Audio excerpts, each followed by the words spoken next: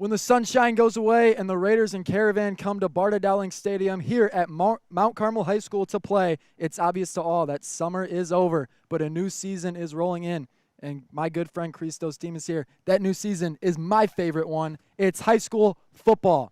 I literally wait all year round for this. All I do is I sit around and I wait for high school football to come back around. And I know you do too, right? You're on the basketball team, but we're so excited for the football season this year. We've got a ton of great teams on the schedule, like this first one, the Hun School of Princeton, coming all the way from New Jersey, right? They're stayed up in a hotel right now. They're getting ready to play. The Caravan, a great team from Chicago. So we're just going to jump into it right away. But who would have thought, right, Christos? Right, 5 years ago when this school was being built, that we would be one of, if not the best high school football team in the state, playing against a team that plays, all these teams from the East Coast, right? I wouldn't call it a national schedule. We'll get into that later, but they play a lot of heavy hitter programs, and they're looking to see how the Caravan are going to match up against their team. So we're really excited.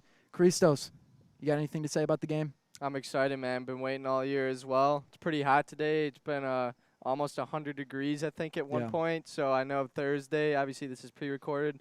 It'll be a really hot game as well, but it'll be interesting to see, Matt. Definitely. So we're going to jump into our new segment. We thought, what can make this pregame show a little more exciting? It's called Our 2 Cents, where Christos and I pick a winner for the games we think are going to be the biggest ones of the week. Starting off, the first one is St. Louis University. They are coming from St. Louis, Missouri. They're going to play St. Ignatius at St. Ignatius here in Chicago. Christos, I got the Wolfpack winning this one, I think, with no doubt, really. There is a chance that St. Louis can win. But just an out-of-team state coming in for week one, I don't really like the vibe. And it's kind of similar to Hun Academy, the Raiders coming in here to Barda-Dowling. So I got the Wolfpack winning this one. St. Louis has gone 7-5 and 3-7 in the past 2 years. Honestly, for an out-of-state team, I don't think it's impressive enough for them to come into Chicago and beat the Wolfpack, even though St. Ignatius is supposed to kind of have an off year. They just lost Justin Scott. That's kind of the big news around the Wolfpack, but it goes much deeper than that. There's a lot of layers to this team, including the coaching staff, quarterback, and a whole lot more with St. Ignatius, but I still got them coming out with the win. What about you? I would have to agree, Matt. Even if St. Ignatius is having an off year, they're still in the CCO, probably the toughest conference in Illinois and one of the toughest in the Midwest, so I got St. Ignatius. Definitely, yeah. So first game, we're going to move on to the next one now. Kind of a big rivalry. They're both playing the Fox Valley Conference. It's Prairie Ridge and Jacobs.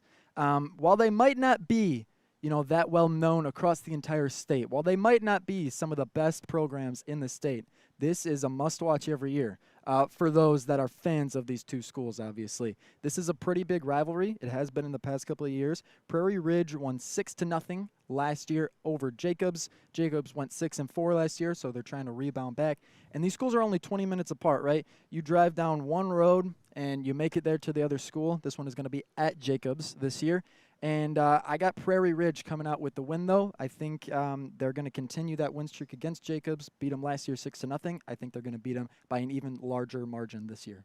I'd have to agree, Matt. Prairie Ridge, I think will take the dub this time. Mm-hmm. Moving on, third game. This is a big one. Kankakee at Nazareth Academy. To start off, Nazareth is the only school to win a state championship with 5 losses. That's a really incredible feat. I mean, to win 5 losses in one season, some teams go 4-5 in the regular season and things don't fizzle out in the playoffs. These guys went 9-5, won in the state championship. But while I'm building up Nazareth, Kankakee beat these guys last year 33-26. Obviously, Nazareth rebounded off of that game to go win and have a huge playoff run all the way down to Hancock Stadium at ISU. But I still have Nazareth taking over Kankakee. I don't think Kankakee can beat them again this year. I think Nazareth has enough returning starters, more so than Kankakee, to get the job done and turn the tables from last year's loss. What about you? Yeah, Matt, I agree. Nazareth started off really rough last season, and then they just had a great, phenomenal finish. And I think we see it a lot of times where when teams start off rough and have a really good finish, the next season is great. A team that comes to mind, different sport, but UCLA basketball a few years ago, they made a huge run in March Madness, and the next year they were top 5 5 team. Right, and that's the great thing about sports. Nazareth winning state with only 5 losses is an awesome thing to see, and I think they're going to continue that success into this game. For our 4th game, we've got Maine South at Lincoln Way East. Now, if I could describe these two teams, I'd say, these are the guys that go and play Loyola and try to dethrone them, but ultimately they fail. Now, I'm not trying to throw shade at them or anything, but Loyola beats them a lot. Loyola is the king of 8A, which all 3 of these teams I just mentioned are in. That's the division they play in. That's the division they usually match up in the playoffs for. But Maine South is going to head out to Lincoln Way East for week 1, and I have Lincoln Way East winning this game. I think when Lincoln Way East plays Loyola, there's always a thought or a chance that they can upset them, no matter what game it is. They played them in the state championship the past 2 years, lost both years. I think Maine South, they had a couple of issues. They had to forfeit all 9 wins in the 2022 season for, a couple reasons. We're not going to dive deep into that. But their program has suffered a couple hits in the past couple of years. Recruiting, things might happen around that. I'm not trying to dive too deep into their issues, but I will dive deep into Lincoln Way East's wins. And this weekend is going to be one of them. I keep forgetting it's a Thursday game. It's a strange feeling. It is true. Very strange. Yeah, I'd have to agree with you. Lincoln Way East, I think, is, Loyola's the king. Lincoln Way East is right here every year. And Maine South, obviously, that recruiting lull right there. I mean, just that one season could put so many hiccups within the next 5 years. Exactly. So I got to take Lincoln Way East. Exactly, yep. So we're moving on to our 5th game now. Public school versus private. 2 schools we know very well. It's Morgan Park heading out to Marist. I got Morgan Park winning this one. I think they were so good when they played the Caravan here at Barda-Dowling last year. And, they played great against our offense, I'll say. And while they didn't win over the Caravan last year, I think they have enough firepower. They have enough returning starters. They have a great atmosphere over there at Mopo. Give me the Mustangs over Marist. Yep. Matt, this is where I draw the line, and I disagree with you. I'm taking the Red Hawks with this one. Obviously, Morgan Park is one of the top quarterbacks in his class this year, one of the top in the state. But I think the Red Hawks are going to bounce back from a couple low seasons. We got names like this Achilles kid who's committed to Harvard out of nowhere, transitions from basketball to playing football his last 2 years at Marist. There's names like that, big bodies like that I think will make the difference for Marist this year. Yeah, if I could describe this game, it's a public school powerhouse against a Catholic League team trying to climb their way back up the ladder. So while we disagree, we're going to have to watch this one and see who comes out, right? And now, this might be the biggest game of the week, even bigger than the one you folks are going to watch tonight. It's East St. Louis versus Loyola Academy, 2 teams the Caravan know very well, and they're playing at Hancock Stadium down at Illinois State University. There's a really good chance that these 2 teams are going to end back up at ISU later on in the state championship game for their respective divisions. Now, give me the Ramblers, right? Give me the Ramblers, baby. The Caravan play the Ramblers every year, right? They're both in the CCL Blue, and they don't move that much out of their conference because this rivalry conference game is just so good to watch. There's so many memorable moments even growing up, Christos, like, game-winning field goals in 2019. There's game-winning touchdowns, and then there's blowouts too. But this isn't about the Caravan. This is about the Flyers traveling up to ISU, and this is about the Ramblers traveling from Wilmette down to ISU. But, man, I think Loyola is just on such a run right now. They went 13-1 2 years ago, undefeated last year. They're going to continue that success with Ryan Fitzgerald, in the backfield at quarterback, committed to Iowa. Give me the Ramblers, man. Once again, Matt, I'm going to draw the line. Yep. I think if Loyola played East St. Louis 10 times, they'd win 9 times. But Okay. I'm going to take the underdog here, and the reason is East St. Louis is hungry, man. They want revenge. They go to ISU last year. They lose to the Caravan in a grit and grind match. And then they go down to state expecting another state championship, but they get upset there by Cary Grove, right? Mm-hmm. So they're hungry, man. They've been waiting all offseason, all year. And I think they're going to come in and shock the world here by beating the Ramblers. Yeah, well, Be a tough game. Yeah, it's going to be a great game on Saturday. I got that day right. Saturday. It's not tonight. It's not tomorrow tonight. It's Saturday. That's going to be a great one down at ISU. Can't wait to watch it. But I also can't wait to watch tonight's game, which is what we're going to talk about for the rest of our pregame show. But right now, please enjoy this commercial we made for Built on Dante, our official podcast for Mount Carmel. Thank you.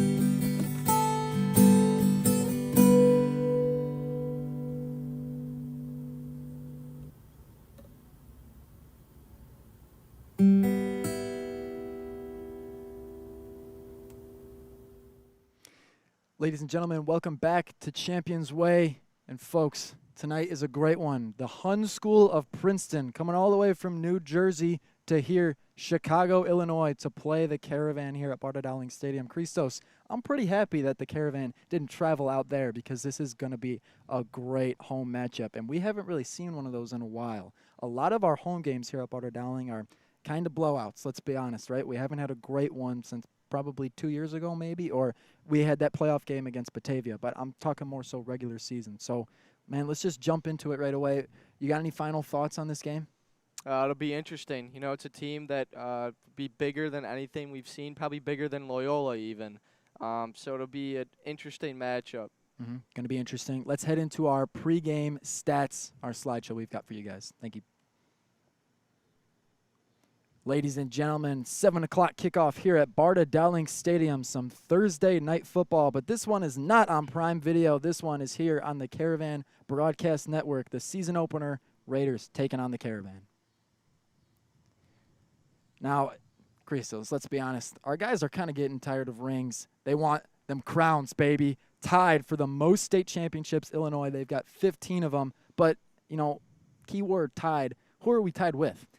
Joliet Catholic, Matt. Joliet Catholic. That's a big matchup, too, coming off this season. Definitely, yeah. And that's going to be Week 7, another home game here at Barda-Dowling. We are really excited for that matchup, but right now we've got our eyes on the Raiders. This is Mount Carmel's 101st season of football. They are currently back-to-back 7A state champions, and they have a 27-1 record over the past 2 seasons. And, Christos, we've got a couple returning starters. We're going to dive deep into them later, but what should people kind of know about the overall vibe of this season? You know, it's a very different crew from last season. We don't have guys like Dupree. We don't have guys like Gilliam. So it's going to be very reliant on captains like Jack Elliott, like Matt Mua, like Xander Gorman. And I think this year in particular, we're going to have a very dominant defense, especially with our linebackers and DBs. Definitely. Well, when it rains, it pours, man. And hopefully it's not going to rain tonight. It's not on the forecast. But when it comes to rings and crowns, it's been raining here at Mount Carmel recently. This is the 4th time in history here at Mount Carmel there has been consecutive state championship victories. That seems to be kind of the flow. You know, it's very very uncommon when Mount Carmel is just one and done, right? If we get a good group of guys, they're usually winning 2 or 3 in a row. And, you know, on the off chance, 4, right, back in the Grand Slam in the early 90s. So, you know, great tradition here. The guys are looking to get their 3rd in a row. Yeah. Well, you know, we can talk all we want about Mount Carmel football. We could talk about it all day long, but we've got to look at who's on the other side of the field here. The Hun Raiders. What do you got to know? They've been dominant since 2014. That's when they kind of started this big push to play teams on the East Coast and sometimes travel out to the Midwest and play teams like the Caravan. But, you know, a lot of teams they play are from Pennsylvania, Connecticut, and their own state of New Jersey. Christos, they've got a private, you know, enrollment of 670 kids. They're a private boarding school founded in 1914. But what should we know about their football? Matt, these are some big bodies. But in general, they're a type of school that recruits a ton of kids, especially transfer students. They're looking for D1 offers, you know. So, when Matt and I were looking at the list of names on this roster, we got Stanford, we got UConn, we got Wake Forest. There's just tons of D1 offers. So definitely a school for kids to get looks. Definitely, yep. These are your key players of the week. We're going to start off on the defensive side of the ball with number 99, Braden Jones. He's a 4-star defensive end. Last season, he had 1 offer from Akron, Ohio. Now he has 24, right? It's an incredible story. This kid is very humble. He's a great football player, great guy. And, you know, last year only had 1 offer. This summer, he had the former national champs calling him Michigan, baby. You know, that's awesome, right? He's very interested in Notre Dame and Auburn as well as Ohio State. Next up, we got our new running back, number 10, Daniel Taylor. He's played many positions. He was previously a tight end, played a lot sophomore year and not so much last year, but now he's our starting running back. You know, he's got great hands, he's got great downfield speed, and he's been named a captain this year. Definitely put in a lot of work over the offseason. Yeah, you know, Coach Lynch has said many times that he has improved so much and he's ready to be a captain. Talking about captains, though, this may be one of the most worthy guys to wear the C. You get the gist, right? Get the gist. Yeah, number 41 inside linebacker Matt Muha. Just had an incredible junior season. Led the team in tackles with 92. Was behind Parker Starts, who had 91. He's now off at Ohio playing some football. Hopefully Muha, will get some looks too. But overall, these guys, they just love Mount Carmel, and that's why you and I picked these three guys. They're perfect for week 1. They love Caravan football. They love that brotherhood that they get. And on a season opener, that's great. They're going to showcase their talents, and we're looking to rely on these three guys for a win. But I think the number one guy we're going to rely most on for a win is Jack Elliott, number 9 quarterback, built on Dante. There's nobody else like him in the Catholic League. 3,184 passing yards. Christos, what are some other records he's got from last year? 34 passing touchdowns, 940 rushing yards, 7 rushing touchdowns. I can go on and on and on. All you need to know is that he's a crazy good passer, and he's one of the best runners we've seen as well in a long time. Yeah, he can do it all. And something else he can do is commit to an SEC school. He is playing football at Vanderbilt University next year. He had his eyes set on Yale. He was very interested in going there, but I believe it was about April 10th or 11th when he got the official offer from Vanderbilt. April 16th is when he committed to go play in the SEC. So, Jack has done a great job, and he led the team last year to a state championship, and he's looking to do it his senior year as well. Now we got tonight's stat of the game. Tonight, Javi Payne had 6 interceptions last year. That's the most since Ben Perry, who had 9 in 2019, and the second most in the last 10 years. All I got to say, Matt, is Javi is a burst of energy on defense. I know one game he had 3 interceptions. He was not named captain, but he's still such an explosive player. He's put in so much work. He's going to Eastern Illinois. I just can't wait to see what's in store for him this year. Yeah, he's going to have a great senior year, man. And now the question arises. I know we don't want to jinx anything, but we just got to throw the question out there. The last time the Caravan won 3 state championships in a row was from 1998 to 2000, and those seasons. Caravan is currently 27-1 over the past 2 seasons. They're looking to improve upon that. But, Christos, can they go back-to-back? That's kind of the big question of this year. That would be the ultimate goal. I think that second goal they always talk about is beating Loyola, of course. So they're looking to get another one. Excuse me. Yep. Now, Christos, what do people have to know about the CCL Blue this year, mostly about changes? Well, only real change here is St. Ignatius moving back up. Obviously, we have your usuals, though, on Brother Rice and Loyola, and, of course, us. And it'll probably be a fight for number 1 with us and Loyola till week 9. Definitely. Yeah, it's going to be a hard-fought battle. Brother Rice is looking to start hot and stay hot, a new coach, but he's not so new anymore, right? He came in a couple years ago, so he's trying to build an atmosphere and build a team. So same thing with St. Ignatius, too. They're looking to really prove themselves this year. Looking ahead, some conference matchups we have, Week 4 going to be here against St. Ignatius, and then the only away conference game we have is at Brother Rice Week 6, and then of course, bread and butter, right? That's why they play the game. Week 9, Loyola Academy. They're looking to go all out for that game, obviously. So it's a pretty packed schedule this year, but the Caravan can handle it. Yep. This pregame show and broadcast is presented to you by your Caravan Broadcast Network, as well as those who work for the Caravan Media Group. Tonight, we have a lot of freshmen helping us out, and I just want to say we're a pretty senior-heavy group, so it's awesome to see these young guys come in and help us, right? So stay tuned, though. Christos and I are going to be live on the field in just a few moments, and then we're going to head right into the hype video and kickoff. Thank you guys so much for watching.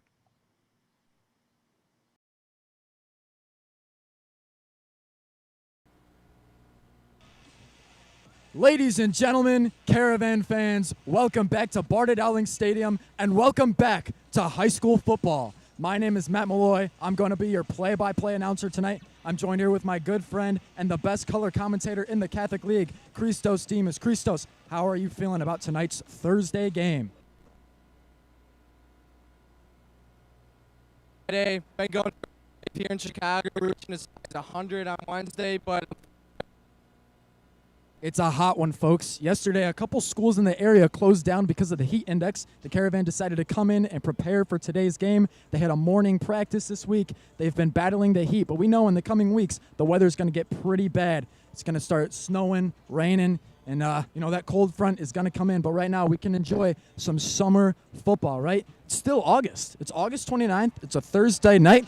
And, folks, the Caravan are taking on an out-of-state team, the Hun School of Princeton, coming all the way from New Jersey. This is the first time since 2019 the Caravan have played a team out of state. That time it was a team from Indiana. We'll get into that later. But Christos, right now, who are some key players that are returning for the Caravan the audience at home should know heading into tonight's game?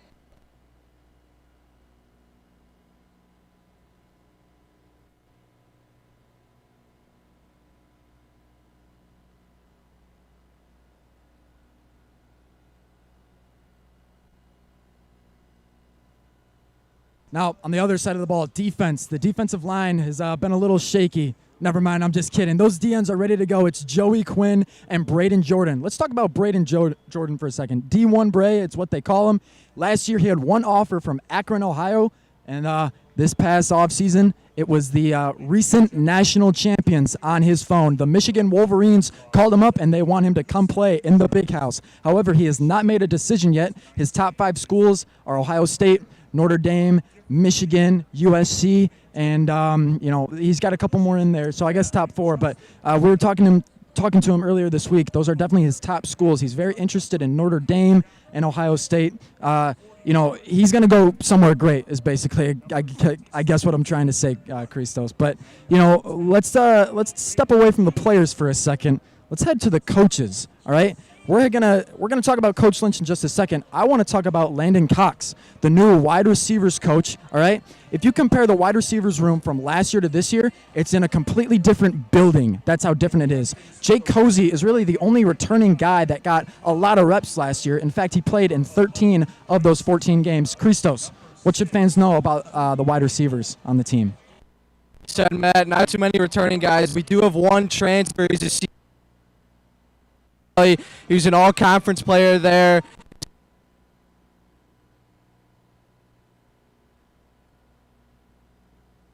He's going to be the number 1 receiver tonight. I think somebody else you should keep your eyes on is Quentin Q. Burrell, number 4. Tallest receiver on the team. He's going to be playing in that X spot mostly the entire night, the entire game. Let's talk about Hun for a little bit. Since we're on the receivers, let's talk about their exterior defense. I think it's their weak point, and it's where Jack is going to be able to attack them, right? Their interior defense is the firepower of the team, all right? They are, that D-line and those linebackers for Hun is insane. They've got number 3, Kamar Archie, inside linebacker for the Raiders, by far the best player on the team. He's committed to Rutgers, as he calls it, the chop, in every interview I could find from him. Christos, what should folks know about Kamar Archie?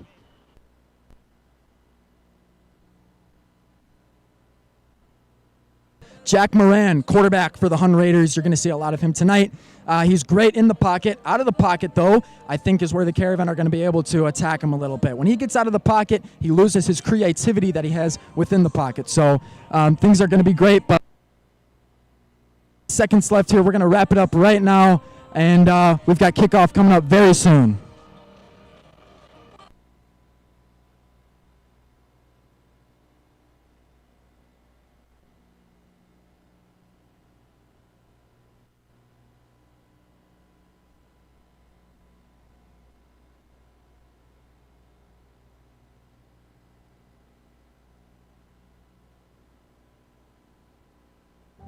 Building men since 1900 through Catholic Carmelite values. Time does not stand still, but one thing at 64th and Dante does. Our mission of teaching boys to become men. Our motto states, you came to Mount Carmel as a boy. If you care to struggle and work at it, you'll leave as a man. Come experience how Mount Carmel changes lives. We are MC. Deeply rooted in tradition for 123 years and growing. Discover your passions. Compete. Reach new heights. Become a champion and a leader. In the classroom, on the playing field, in the community. Mount Carmel changes lives. Let it change yours.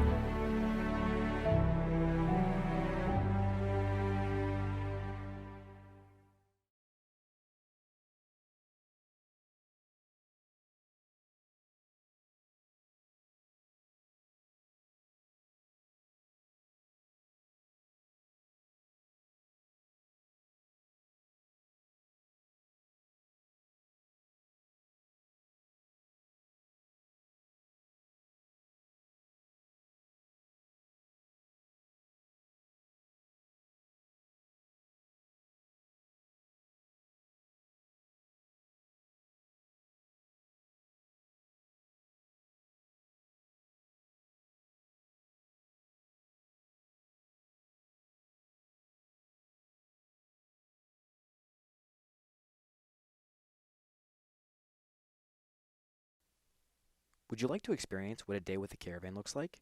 Please come down to 6410 South Dante to shadow a current student attending Mount Carmel. Thank you to all of the young men who joined us today. It was great having you on campus. Visit our website to register and learn more.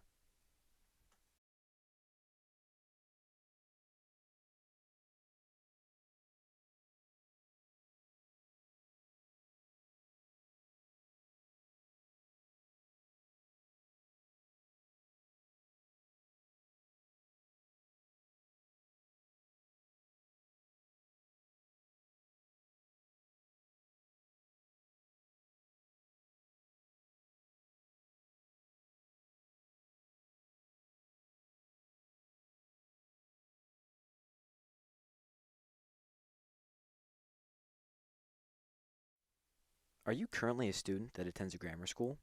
Do you want to experience what a game day is like with the Caravan? Join us on Friday, October 11th for Grammar School Night at Barda-Dowling Stadium.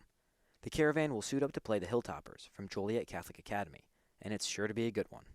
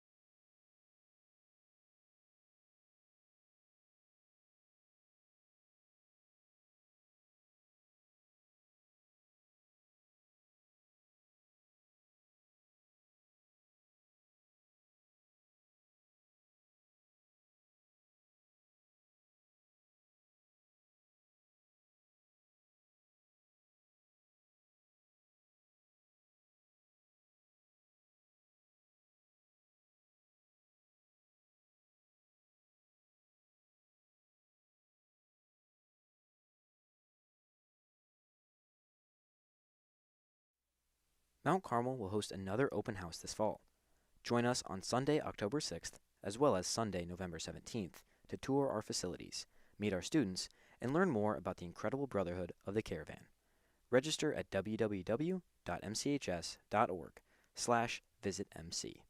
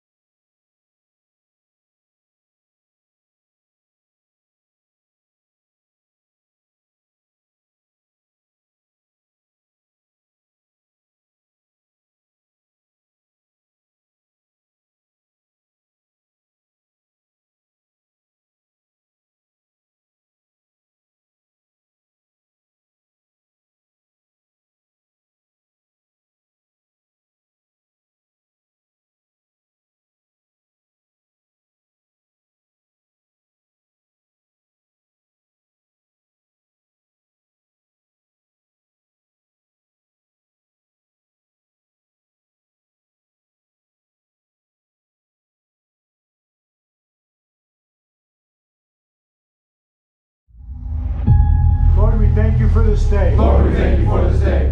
Grant us guidance in our play. Grant us guidance in our play. Give us strength in our hands and hearts. Give us strength in our hands and hearts. Play the fair and sportsman's part. Play the fair and sportsman's part. Courage, pride, self-esteem. Courage, pride, self-esteem. For goal guarantee. For goal guarantee. Lady Mount Carmel. One chance for the world. One hope can save us now. Our time for history. The miracle on 64th Street has indeed come true. Brave hearts will win the day. Run strong all the way. It's time for you and me. 'Cause nothing can hold us down. Mount Carmel, the state champion. On the ground, nothing can hold us down. On the ground. From Mount Carmel, it is 4 in a row. Mount Carmel Caravan kept a 14-0 season. We can be heroes. Mount Carmel Caravan are going where they've been many times before.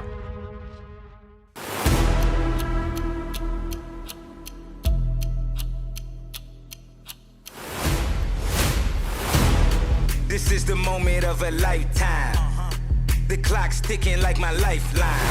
Until I flatline, I push it to the red line. Who gon' stop me high? Who gon' stop me high? Breathtaking, a move that I make, I give it everything I got. 'Cause that what it takes, I push the limit till it break. The heart of the brave, the soul of a legend with the will to be great. Hold up. The soul of a legend with the will to be great. Hold up. Who gon' stop me in my moment? Who gon' stop me when I'm going? You can't break me, I don't back down. I'm like a king, give me my crown. Who gon' stop me high? Yeah. Who gon' stop me high? Yeah. Who gon' stop me high? Let's see if he can outrun the defense. He is gone. Touchdown! Woo-hoo! Wow, what a run. Intercepted. Going to the end zone, and he finds it. Touchdown, Mount Carmel. Instead, it's on the option. An opportunity for Pregame. He's done it. Championship number 15, tied for the most in Illinois high school football history.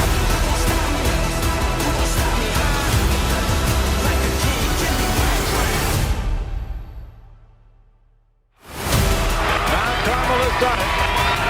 Again and again and again.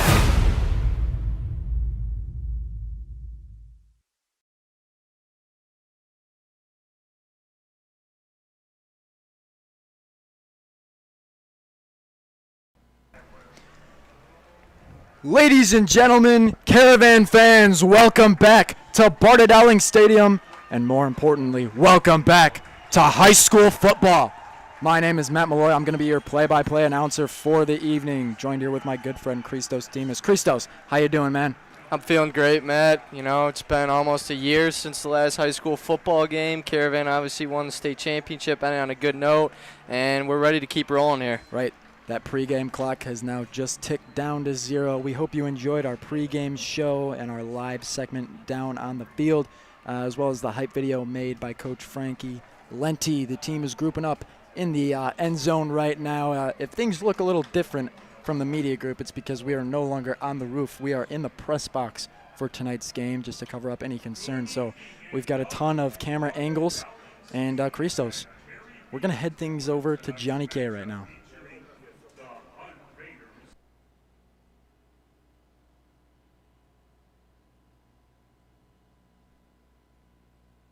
Hope you enjoy your visit to campus.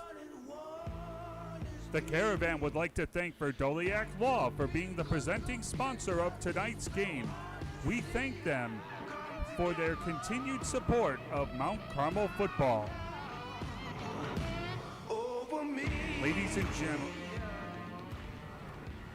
Ladies and gentlemen, we kindly ask that you please rise and kindly remove all hats, as prayers will now be offered. Ladies and gentlemen, at this time, we'd like to say welcome back to all Caravan fans, and a huge welcome to our new friends from Princeton, New Jersey from the Hun School. Welcome to Mount Carmel High School. At this time, I'd like to introduce the class of 1965, Father Mike O'Keefe, who will lead us in prayer. Father Mike.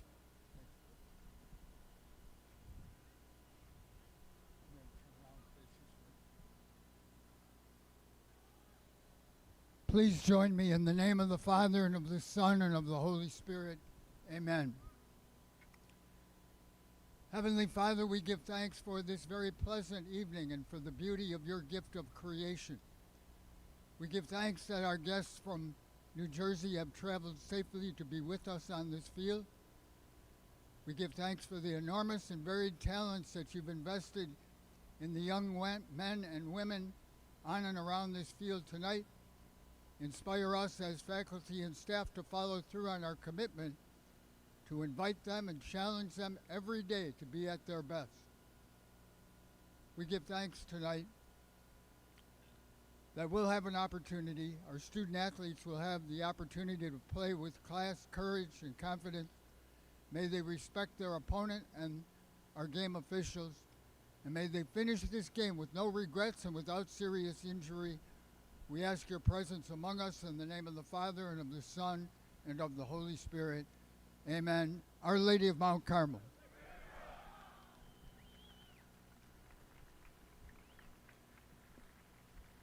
Thank you. Ladies and gentlemen, please remain standing to honor America and join in the playing of our national anthem. Joining us tonight for the anthem is 2018 Mount Carmel Specialist alum Dan Goosehurst, who just returned home from a 10-month deployment in Guantanamo Bay, Cuba.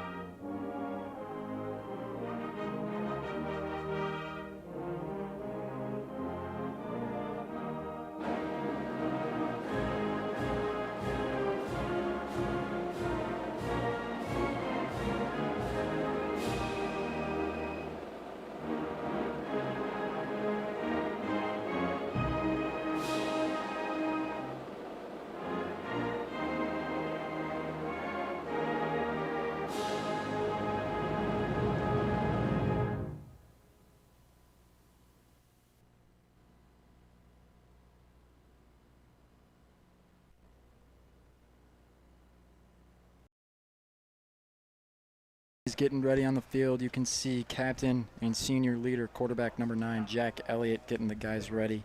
That's an awesome sight to see, Christos. You know, he had an incredible junior season last year, going 13-1. But, you know, we can talk about the wins a lot. That one loss, revenge in his mouth. Week 9, Loyola is still on his mind. But right now, he's getting ready to play the Raiders from the Hun School. Christos, this is just an incredible atmosphere, right? It's a Thursday night game, but it is not on Prime Video, folks. This one is right here on the Caravan Broadcast Network.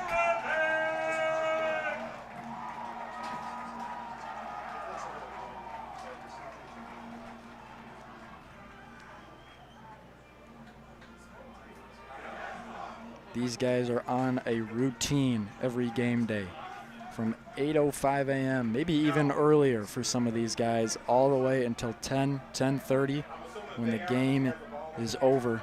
These guys are on a regimented schedule. You can see number 42, Nico Mullen, new kicker.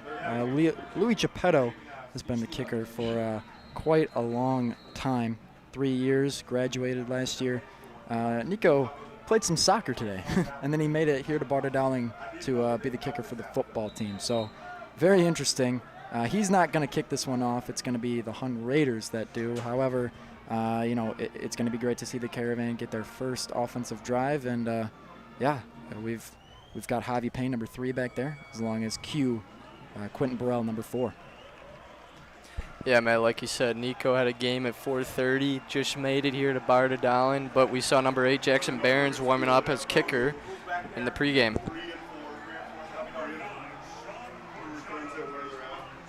Here we go, folks. We've been waiting for this moment for so many months, almost a year, quite frankly.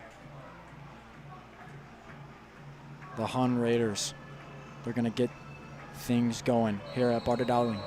Folks, high school football is back, baby. High kick. Interesting one. Not one you usually see. And that's recovered by the Raiders. They came to play. These guys are pretty smart, and the Caravan will not start off with the ball.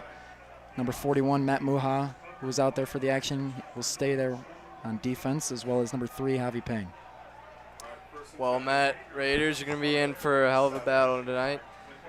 Obviously, Braden Jones, Joey Quinn, got Landon on the defensive line. Like you said, leaders like Xander, leaders like Javi, leaders like Muha, as well as sprinkling in some guys like Steven Winkler and Pusateri. Something interesting about Landon Carter is he improved immensely over the offseason. Coach Groobs wanted me to say that on the broadcast. Like, he deserves a shout-out. That's how good he is. The Raiders going to run it out there to the left side. That one, nice solid run there. Number 4 for the Raiders, Chase Enlow. Matt, I can already tell Xander's amped up. Oh, yeah. I just saw him jumping around after that tackle. He's the hype man. I had theology with him last period of the day, and I got to say, he was jumping out of his seat. He couldn't sit still, and quite frankly, I understand. You see the Raiders come out here, pistol formation once again. Number 3, Kamar Archie, who we originally thought was just going to mainly play inside linebacker.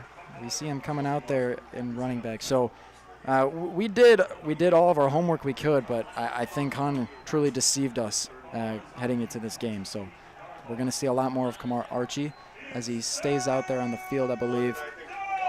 QB number 15, Jack Moran, controlling his offense in a positive manner. You see they come out and that backfield is crowded. However, empty seems to be the way they go most of the time.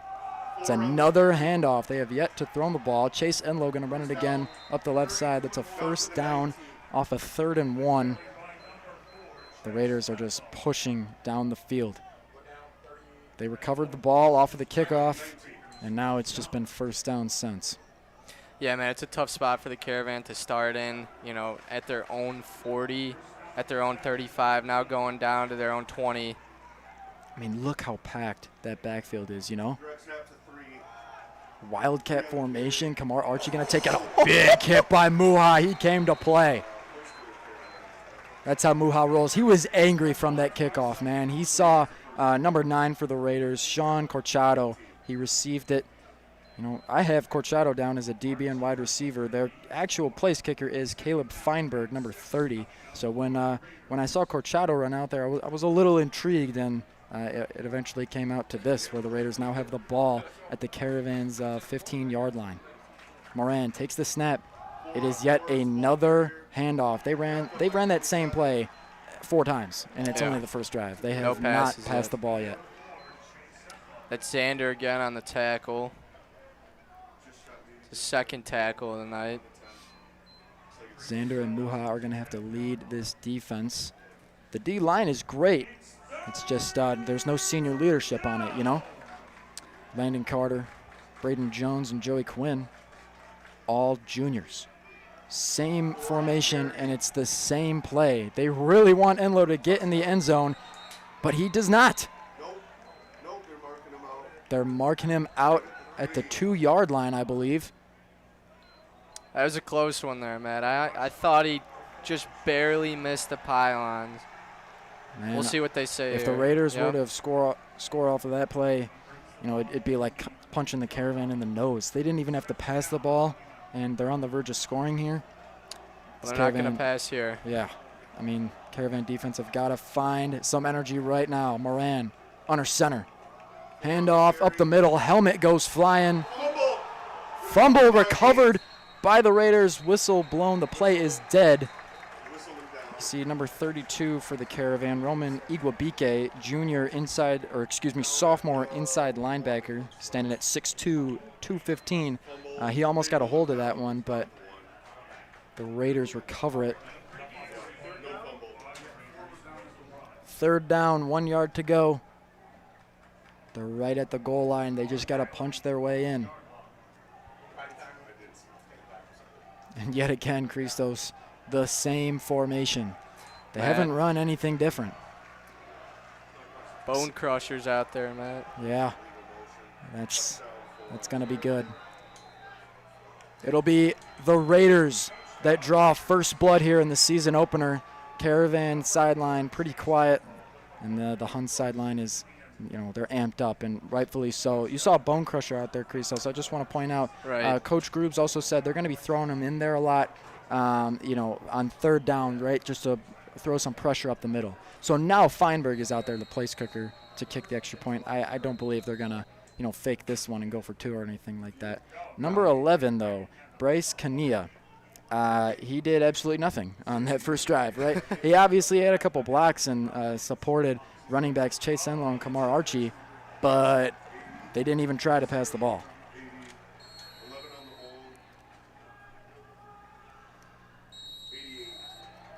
Kick is good. The Raiders lead 7-0, and there's 9 minutes left in the first quarter. Hopefully, the Caravan can recover this kickoff now, and we can see Jack Elliott go out there and do his thing.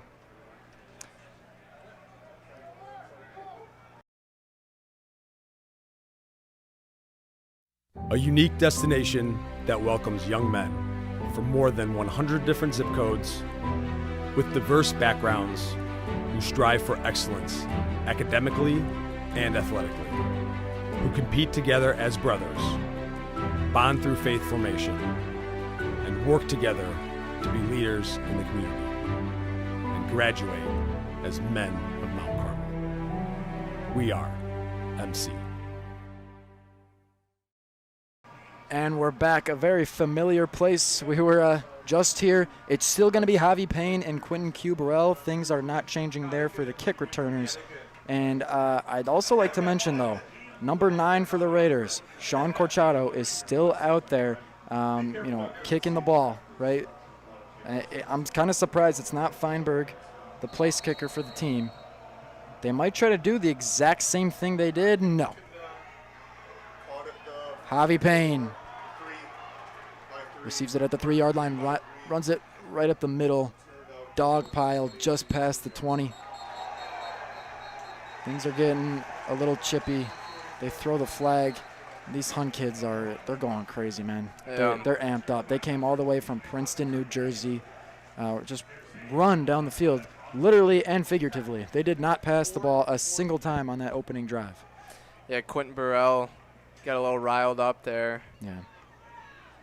Got an altercation, but it looks like that penalty Dead ball. will be in favor. Personal. It's cutting out. Yeah. Now we got Jack Elliott out there. Ball on the 38-yard line. Keep an eye out for number 5, Cooper Lehman, down the left side.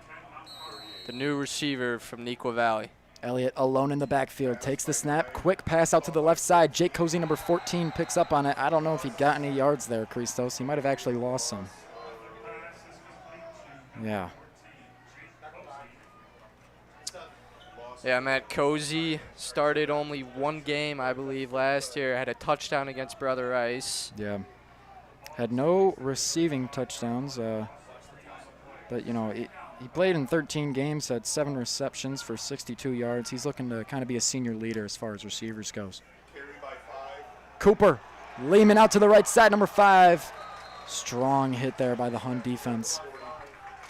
So Caravan are moving up the field, not as fast as they would probably like to, though. It's a gain of about 7. See Daniel Taylor, DT, getting hyped up on the left side. Ready to go. Q alone out to the right side. Snap taken. Elliott makes the read, runs it up by himself, a short gain. It looks pretty chippy down there, but first quarter energy, right? There's a gain of 2, so now it's 4th and 4.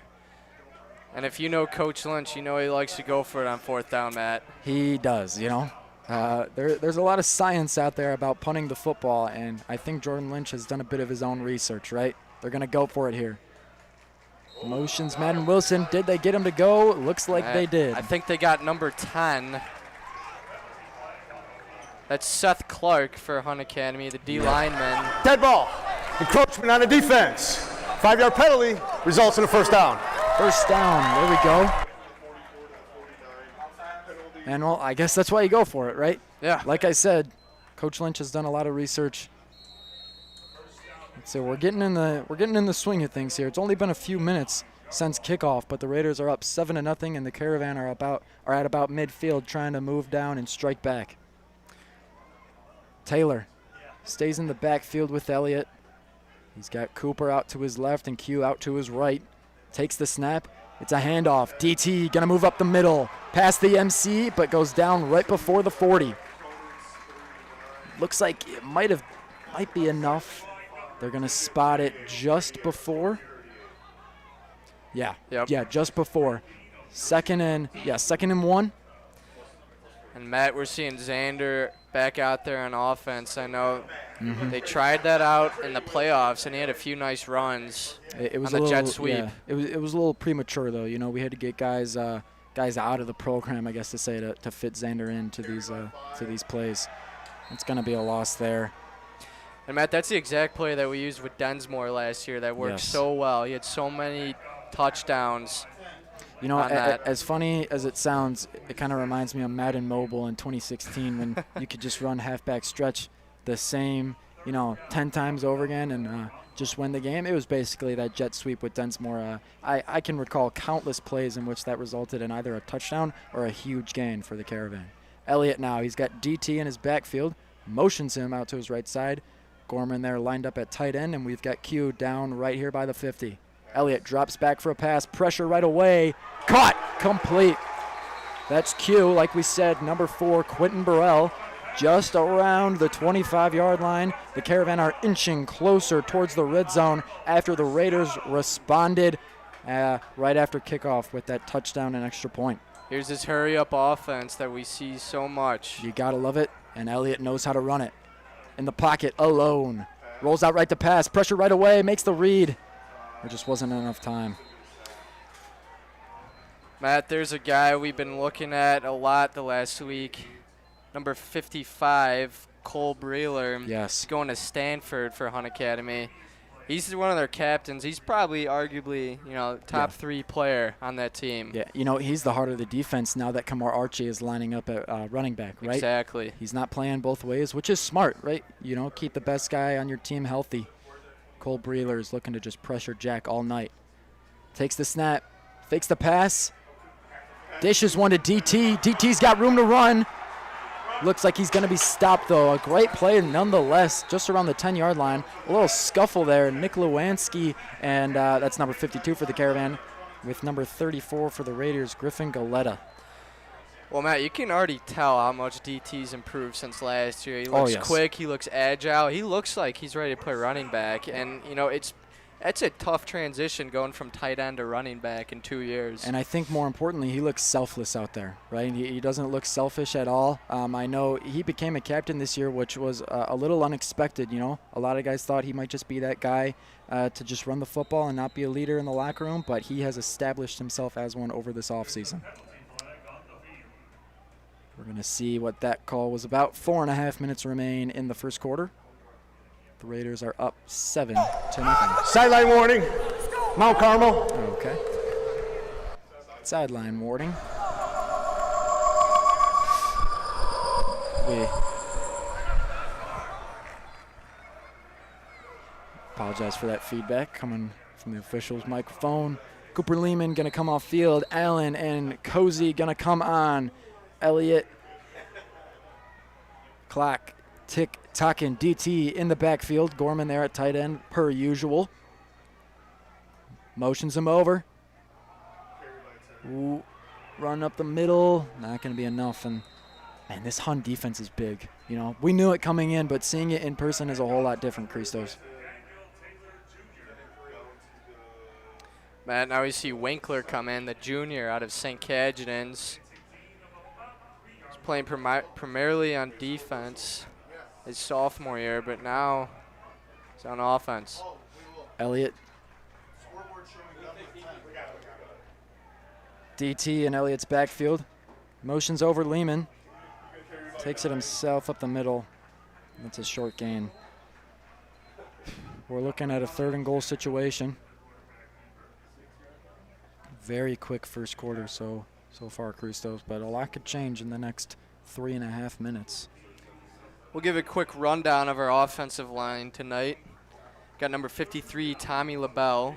Yeah, he got the call about 2 days ago Yep. when the news was found that Zion Elliott, left tackle, was ineligible for 30 days. We've also got center Declan Gill. We'll get right back after this play. Get him off. Nice job by Jack there. Lamont Miller is the left guard. Right. Right after him, center Declan Gill, like we just said, and Nick Dead ball. Lewanski. Dead ball. Encroachment on the defense. Half the distance to the goal. Repeat 3rd down. Can be repeat 3rd and goal there. Nick Lewanski at the right tackle, though. You know, I obviously don't want to skip over right guard for the Caravan, Tim Harkins, but Nick Lewanski started every game last year. DT gonna run it up. Does he have it? Yes, he does. We'll fight after. Oh, they're getting into a scuffle, but man. So right, and you see Jack, captain and leader. You always love to see that, right, when your quarterback gets into the mix. But nonetheless, the Caravan just scored. You know, they ran up the front lawn and just kicked down the screen door, especially after the Raiders did it to the Caravan earlier on in the first quarter. Just under 3 minutes to go, we're going to see if Nico Mullen can make his first extra point ever. Well, he's warmed up from the game earlier against Revis. Yes. I think I got word they won in the Revis tournament against them. I'm wondering if he's a little tired right now, you know. He just ran around playing soccer, winning for the Caravan. And there you go, yeah. That one's good, though, so. 1 for 1 to start, Matt. two sport athlete. Yep. You got to love it. Game is all tied up at 7. We've got under 3 minutes to go in the first quarter.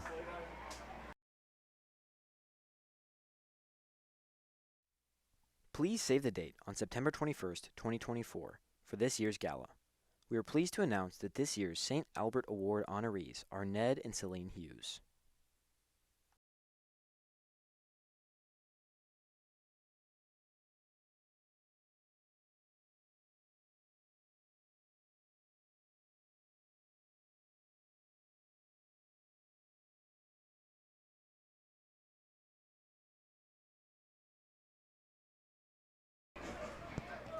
Nico Mullen just made that extra point to make it all tied up at 7. Is going to come back out and kick it off here back to the Raiders. Let's see. I don't know. You know, when it comes to special teams, so far in this game, the Raiders have had a couple tricks up their sleeve, like that opening kickoff. I don't know if they're going to have anything here, but Bryce Kanya, committed to Wake Forest, number 11, is going to return it. You also see, number 8. Back there, Dre Time.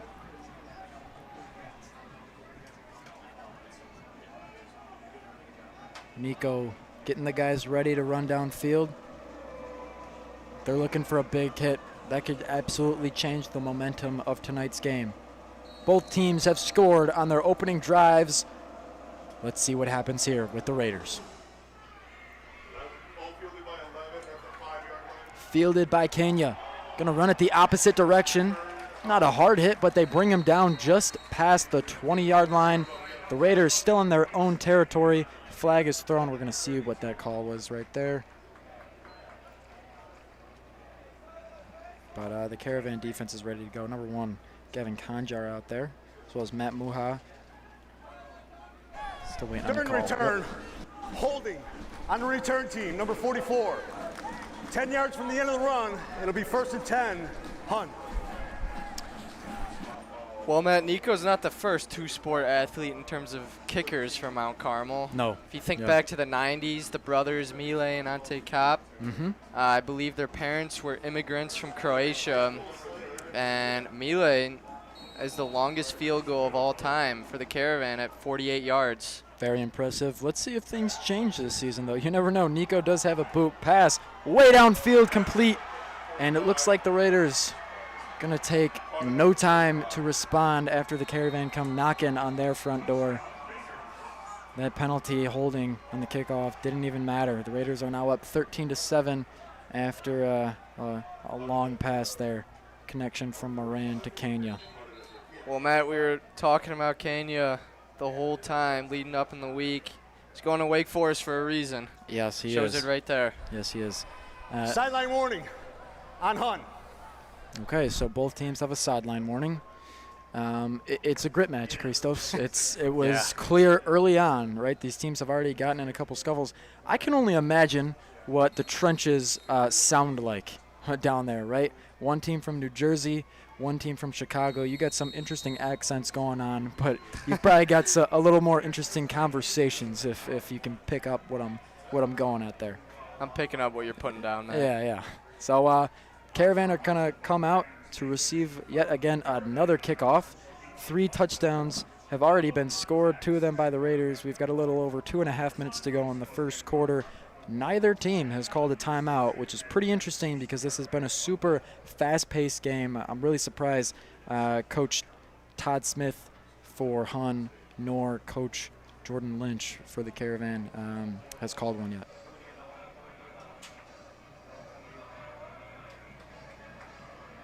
Still Javi and Q back there on the return. Student section looking a little bit packed back there. Yeah. Well, for those of you that weren't here in brown and white, Q, number 4, first play of the game, took it to the house. So he's talented, that's to say the least. Yep. Number 5 now for the Raiders, Liam Thorpe. He is committed to Stanford. He's a captain on the team. They might come out. No, just a regular kickoff, right? They're not messing around here, but the Caravan are looking to. Just a dog pile. And I'm not sure if you're allowed to do that. I don't even know, you know. Cozy might be the smallest guy, but he's making his presence known. Oh, yeah. I mean, with a haircut like that, you got to make your presence known, you know what I mean? Yeah, you should see that mullet. You know, we got the media guide earlier, and I saw the lettuce. I'm like, yeah, like he's going to score some touchdowns this year. Oh, yeah. That's what I thought, yep. DT in the backfield with Elliott. O-line looking to match up against this 4-4 defense they've got going. A lot of pressure in the backfield on Elliott. Twins either side. Elliott going to run it, though. Oh, gets past Thorpe. He's got green grass, but he's brought down by the Raiders just past the 30. Woo! Matt, that's what we were seeing all year last year from Elliott. You know, there were plenty of runs that were 30 yards and more, even getting close to 60, 70 yards. But Elliott can just explode down the field. Shout out to our trainers, by the way. We do have an injury on the field right now. I'm not going to go too deep into it, but trainers Joe Qualter, I know Megan, Ryan Clark, Declan Deering, Rocco. He's actually taking some pictures, I know right now. But from what I know and what I've heard, Hun Academy wasn't able to bring their own trainers for the game. So we had to supply them some help. So just shout out to those guys on the field helping out right now. Christos, to fill the time, though, a story I kind of want to go into is Tommy LaBelle at left tackle. We know him personally, which is why this means a lot to us. But Zion Elliott, a junior, transferred in from Loyola to here, Carmel, last year. You know, he was going to start. Zion Elliott was going to start, really, no doubt. Right. And I think it was sometime late last week or early this week where the news came out. It's like he will not be able to play Thursday and possibly even longer. So Tommy LaBelle got called up, man. You know, Coach Anto excuse me, sorry. Coach Anto called LaBelle up to play left tackle. So far, he's been doing great. And I just want to make note, it was number 3, Kamar Archie, the inside linebacker, as well as running back, who was injured on that play. So I guess, they were playing him both ways. It's an interesting dynamic for a player like him going to the chop. And, he walked off the field, though, so nothing serious. We might see him later on in tonight's season opener. DT, though, is in the backfield with Elliott here. Twins right, nobody out to the left. Going to motion over Cooper Lehman. Elliott drops back for a pass down the right side. He's got a man open. Touchdown, Caravan, baby. Q with his first touchdown on varsity. The Caravan bring it back to 14-13. Let's see if Nico Mullen can tie this whole thing up late in the first quarter. Christos, what do you got to say? Were we not just talking about this kid, Matt? Yeah. I feel like we're bringing up his name every second. I mean, this is a sophomore who comes, you don't see this type of kid too often, No, Matt. you don't. No. And, we need a kid like this after Darion Gilliam, Darion Dupree, Kevin Gardner. All of our receiving core leaves. Here is Mullins here to kick the extra point. Nico boots it. It's good. Tie game at 14. And Christos, I just want to go back. Hun's interior defense could destroy teams. They say defense wins championships. Hun's interior defense could win multiple ones, all right? But their exterior defense is where they, they needed a little help, I guess, and that was proved right there when Quentin Burrell just beat his man on the right side. Maybe a little post route right there, but Elliott just led him to the ball right there on the R in the end zone. Was perfectly placed. He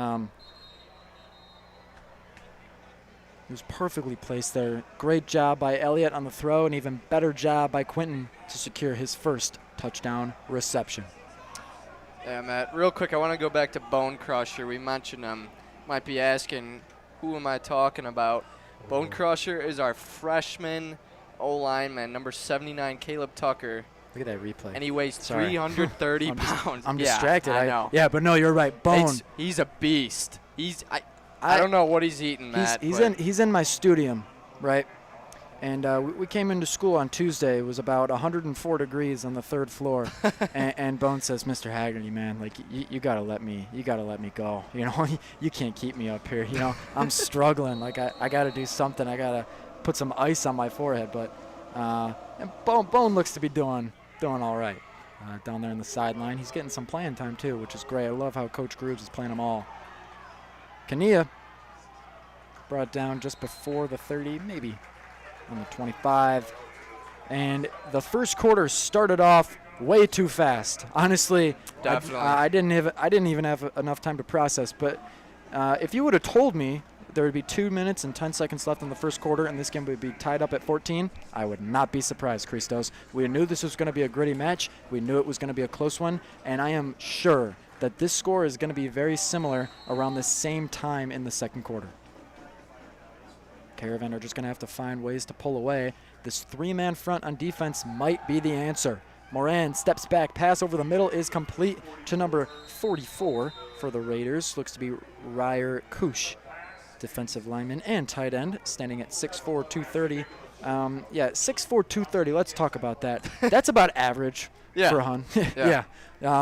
These guys are big. And I was talking to senior captain Matt Muha, is the size going to affect them? And he said, no, it's their strategy, right? It's their smarts, it's their brains, right? But Muha felt very confident they could take down their offense, which looks to be maybe they can do it right now. Overthrown, intended for number 6 on the Raiders, Luke Wafel.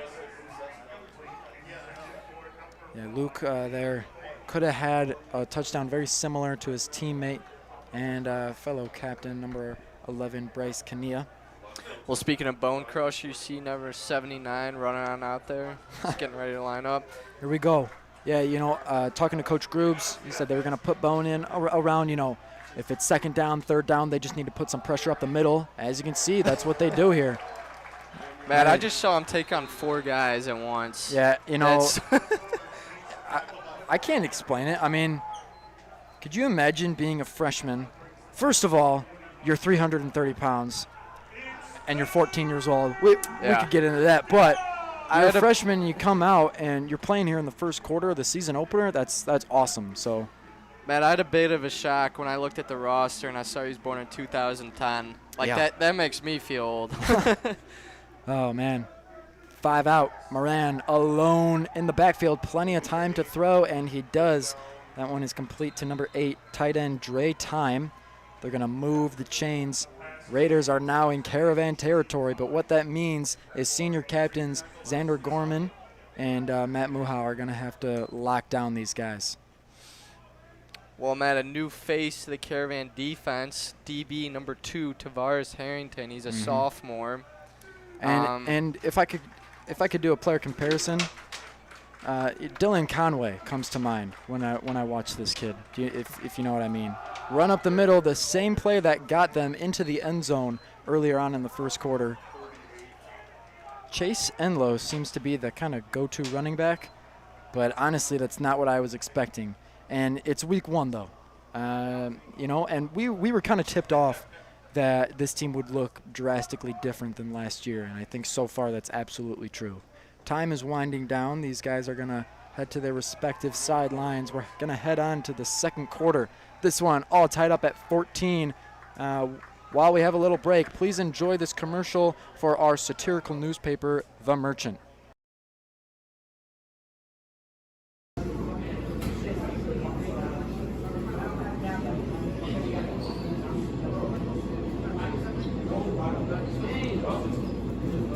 Christos, Jack Elliott just got an ice cream bar after coming right out of practice. What are your thoughts on this?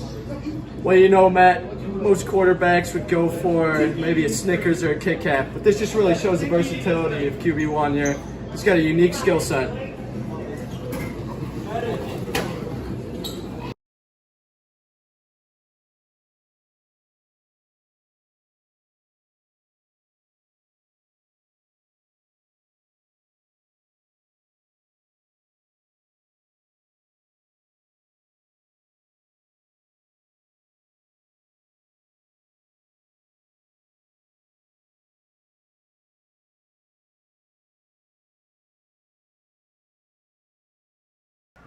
Back here on the field, going to switch sides a little bit. Helps me. We were just talking about Tavares Harrington. We're going to have a front row seat to his DB play here. Playing zone maybe. Yeah, you know, not all the way up on number 5 for the Raiders, Liam Thorpe, but it's getting close. Gavin Conjar, ready to strike. Moran fakes the handoff, rolls back, pass, complete.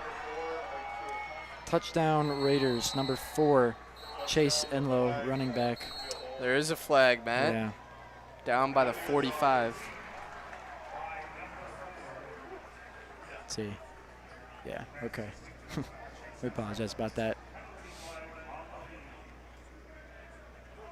We're experimenting with some new technology here, Matt. Please help us. Yeah. Please. You know, we know pregame we had a little issue with our microphone, but Holding, number 34 on the offense. 10 yards there we from the go. previous spot. Repace second down. All right, that works. Yeah, sorry about that, folks. A little high on the volume there. Press some buttons. Yep. I think all that matters, though, is that this game is being streamed, right? This is an incredible matchup between two teams, so. Amen to that. Yeah, that touchdown going to be called back. Chase Enlow would have had a night, man. Scored the opening touchdown, would have had another one right there. Would have been sweet for him. Ball's now on the 48 in Caravan territory. Moran is not alone in the backfield. He's got 2 guys there. Coach Lynch and O'Brien are furious with the ref right now. Something with Hun's excuse players. Me. That was number 2, Alex Russi, quarterback for the Raiders. I apologize if I've been saying Moran. I know they do play interchangeably sometimes, so. Jack Moran is listed as only a QB, and it looks like Alex knows his way around the field. He plays QB as well as wide receiver and DB. A little close-up here on the huddle. Joey Quinn, number 97, you see just towering over everybody. Hopefully he can tower over this Hun offense.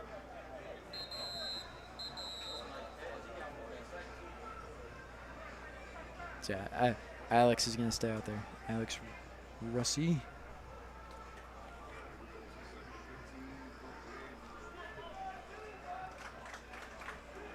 Enlow going to stay back there in the backfield. So Christos, the Raiders, they either run empty or it's some formation like pistol. Brucey keeps it, almost gets past the MC. He's explosive, man, that's for Yeah. sure. You know, we had a guy like that a few years back in Demarion Arrington. For sure. You could give him the ball and say go, and yeah, he'd get there. All right. Senior quarterback Jack Moran back on the field there. One thing you notice, man, is Moran's height. He's looking like Josh Allen out there right now. Oh, yeah. That's a very good comparison, yeah. Yeah. I haven't seen him run yet. Takes the snap. Rolls out right. Pressure from the left side. Wide open down the middle. And that'll be number 5 for the Raiders, Liam Thorpe. The Stanford commit as well as captain for the Raiders. Going to bring this game to 20-14. A lot of confusion out there in the field for the Caravan defense. Well, they're dominating receiving right now, Matt. They are, That's yeah. for sure. That opening drive, they didn't pass the ball, and that seems like all they want to do now. So, all right, we've got the fourth kicker of the game, number 80, Andrew Wetherill, place kicker. That one's good. Hun is smart. They've got strategy. They're throwing different guys out there, seeing what works. It's Thursday Night Lights here, folks. This game, I'm going to say it again, not on Prime Video, on the Caravan Broadcast Network. Trying to keep quality high here. Well, yeah. Caravan huddling up there. One thing I'm noticing too, Matt, I mean, Moran is comfy down there in the pocket. I mean, he's barely had to scramble at all. Our pressure is not working right now. And that's saying a lot from guys like Joey Quinn, from a guy like Braden Jones, who's got 25 offers, you know? Yeah. So something's got to happen here for the Caravan defense. Yeah, they've got to ignite something. In the meantime, hopefully, Caravan offense is going to stroll out there and try to tie this game back up. It's really, the story is going to be who can stop each other first. Once one team stops the other, momentum is just going to keep rolling in their favor, and it might get a couple. Sorry, you might get a huge gap there, a couple touchdowns scored, points put up on the board. So I believe this is Feinberg now to kick it off. Nope, I'm wrong. I don't know the kicker for this team. They've got too many, Christos. Too many. Yeah, that was number 80, Andrew Wetherill, place kicker for the Raiders. There's number 5, Cooper Lehman on the return. Got it down to about the 32-yard line. Solid work. Yep. That's better field position we had in the past. Yep. So we'll see what can happen here, though. Haven't seen anything out of Madden Wilson yet, the junior backup running back, number 25. But DT's been holding his own, Matt. He's looking very good. Elliott, he's got DT. DT throws his hands up. I wonder why. Now we have number 29 for the Caravan. Stephen Winkler. Yeah, coming in. Takes the snap, drops back for a pass. Immediate pressure from the Raiders. Throw downfield, complete to Cooper Lehman. Cooper brought down hard at the 45. It's going to be enough for a first down, though. It's the 7th first down of the night for the Caravan. I'll tell you, passing-wise, Jack's been on point tonight. He has, yes. Even if he's had to scramble. Getting the call there from the Red Hats. A little replay of the throw to Cooper. But, yeah, Red Hats down there. You've got Jake Carroll, Marty Mann, and Terry Doherty. Shout out to all those guys. Marty Mann, the senior leader of that group. What a trio. Elliott takes a snap. No handoff. It's a pass to Cozy. Cozy tries to run up field. Maybe lost a yard, or it's just going to be no gain, but not a lot there for the Caravan offense. Matt, I remember playing against Cozy and LaBelle in basketball at St. Catharines. Now they're on the field. LaBelle protecting Elliott and Cozy out to the left. It's funny how times change. Interesting to see that for sure, yep. Elliott, he's got DT in his backfield, takes the snap. There's pressure right away. Does he throw that one away? Yep. Intended for Q, but it really wasn't even supposed to get there. That's Elliott's first incompletion of the night. 6 for 7 to start. If Elliott is gonna get things going here, he needs a lot more time. Definitely. His O-line is gonna have to step up. These guys they've been doing great so far though, especially seeing as Tim Harkin's position got changed a week ago. Tommy LaBelle got the call for the start 2 days ago, and the guy that's supposed to be out there isn't gonna play for the next 4 weeks. Right. So, you know, you can't do much but just work with what you have. And just like that, it's exactly what they do. Completion to Daniel Taylor.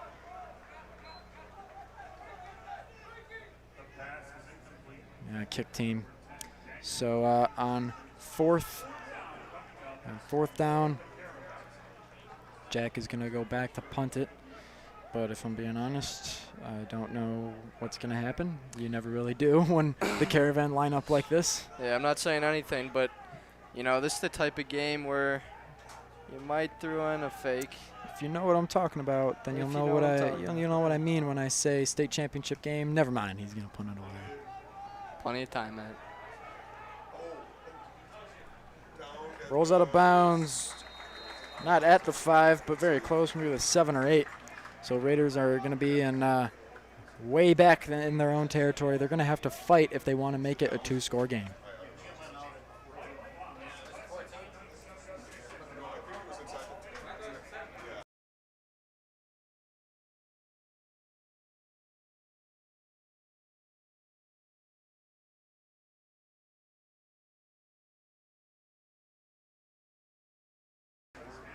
And here we go. Deep in their own territory, the Raiders.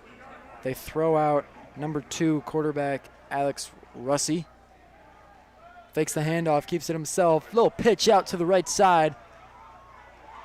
You know, they went fancy and fancy worked. It tramples one of the Caravan defenders there. A lot of momentum going towards Hun's way right now. We'll see if this Caravan defense could get some pressure on Moran. If I'm being honest, the Caravan haven't found themselves in this position since they played Loyola last year. No, they have not. That was the last true gritty and competitive and just way too close of a game. I think, you know, it's either a blowout or multiple score. You know, you get what I'm saying. Jack Moran hands it off. Caravan defense does a great job to wrap up Enlow and bring him down. See Stephen Winkler out there, number 29, getting hit in. His Mua undercuts him. Yeah. Seems to be everywhere. I would say just tonight, but he's been like that all last year too. Muha leading the team in tackles last year with 92. Parker starts at 91 just behind him. So those guys were a great dynamic duo. Muha has Winkler and Igwebike out there too as well. Tristan Pusateri too, the sack master. Moran, ball is tipped. Ooh. Pusateri almost gets it on the dive, but you're gonna think about that one, yeah. There's the size of Braden Jones showed right here. Can't just throw it over the top of him. Exactly.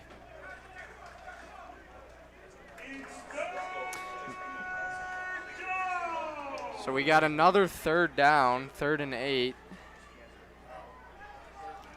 3rd and 8 here. Senior quarterback Jack Moran going to stay out there. And now Alex Russi lines up as a wide receiver. Moran rolls out right. Way out of bounds. Tried to lead him to the wall, but just didn't have enough real estate on the sideline there. 21-14, 8.5 minutes remain in the first half. The Raiders are trying their best to make this a 2-score game, but it's 4th and 8. Looks like they're going to punt this one away and now give the Caravan to tie this one back up. Number 5, Cooper Lehman on the punt return. Usually it's number 8, senior Jackson Barons, but it looks like they're trying out some new things. And no, they don't fake it.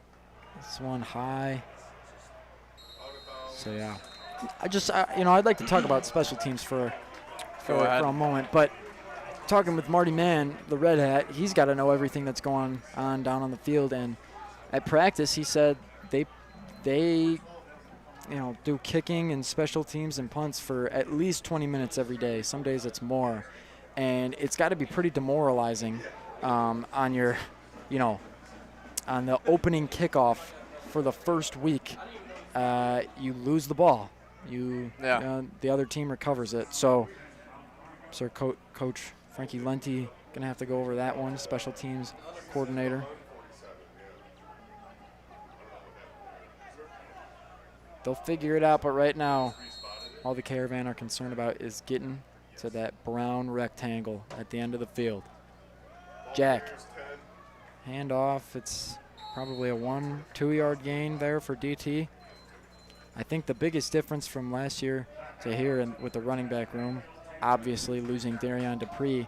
I think if Dupree were to run the ball there, he might pick up a little bit more. He's just, shifty, the movement, but DT is an incredible guy too. I think you just need to run a couple plays that are meant more for him rather so than Dupree, and they're obviously trying. I can notice a big difference. There's pressure right away there on Jack. Ball is complete to Xander Gorman, running down the sideline. Got a couple men to beat. He's going to be pushed out of bounds just before the 15-yard line. But folks, the Caravan are back in the red zone. There is a flag down by the 45-yard line. I think I might be wrong, but yeah, there is a flag down there at the 15 as well. Interesting. I saw it out of the corner on our monitor here. They threw it up at the last second. Might be offsetting, might be both on the Caravan. It's hard to tell on a play like that where flags are thrown at two different spots on the field. Ref's talking it over. Lynch is patiently awaiting. I can't blame him, though. His team is in the red zone. This call could change everything that happens in the next 7.5 minutes. Might have been a horse collar, Matt, when they got Xander down on the sideline. That would be an interesting call. It would put them in better position than they are right now.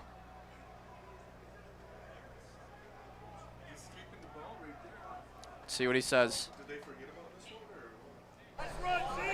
Personal foul. Roughing the passer. Okay. Number 6 on the defense. Half the distance to the goal. The 15 to the 7.5. There we go. Then we have a dead ball. Number 11. Unnecessary roughness. Personal foul, unnecessary roughness. Dead ball hit, out of bounds. Half the distance to the goal to the 3 1/4. Okay. First down, Mount Carmel. I can get with that. Yeah, why not, right? That play started on the 47, and we wound up at the 3 1/4 yard line. You gotta love it, Christos. Here we go. Elliott, DT in his backfield. Cooper Lehman out to his left side.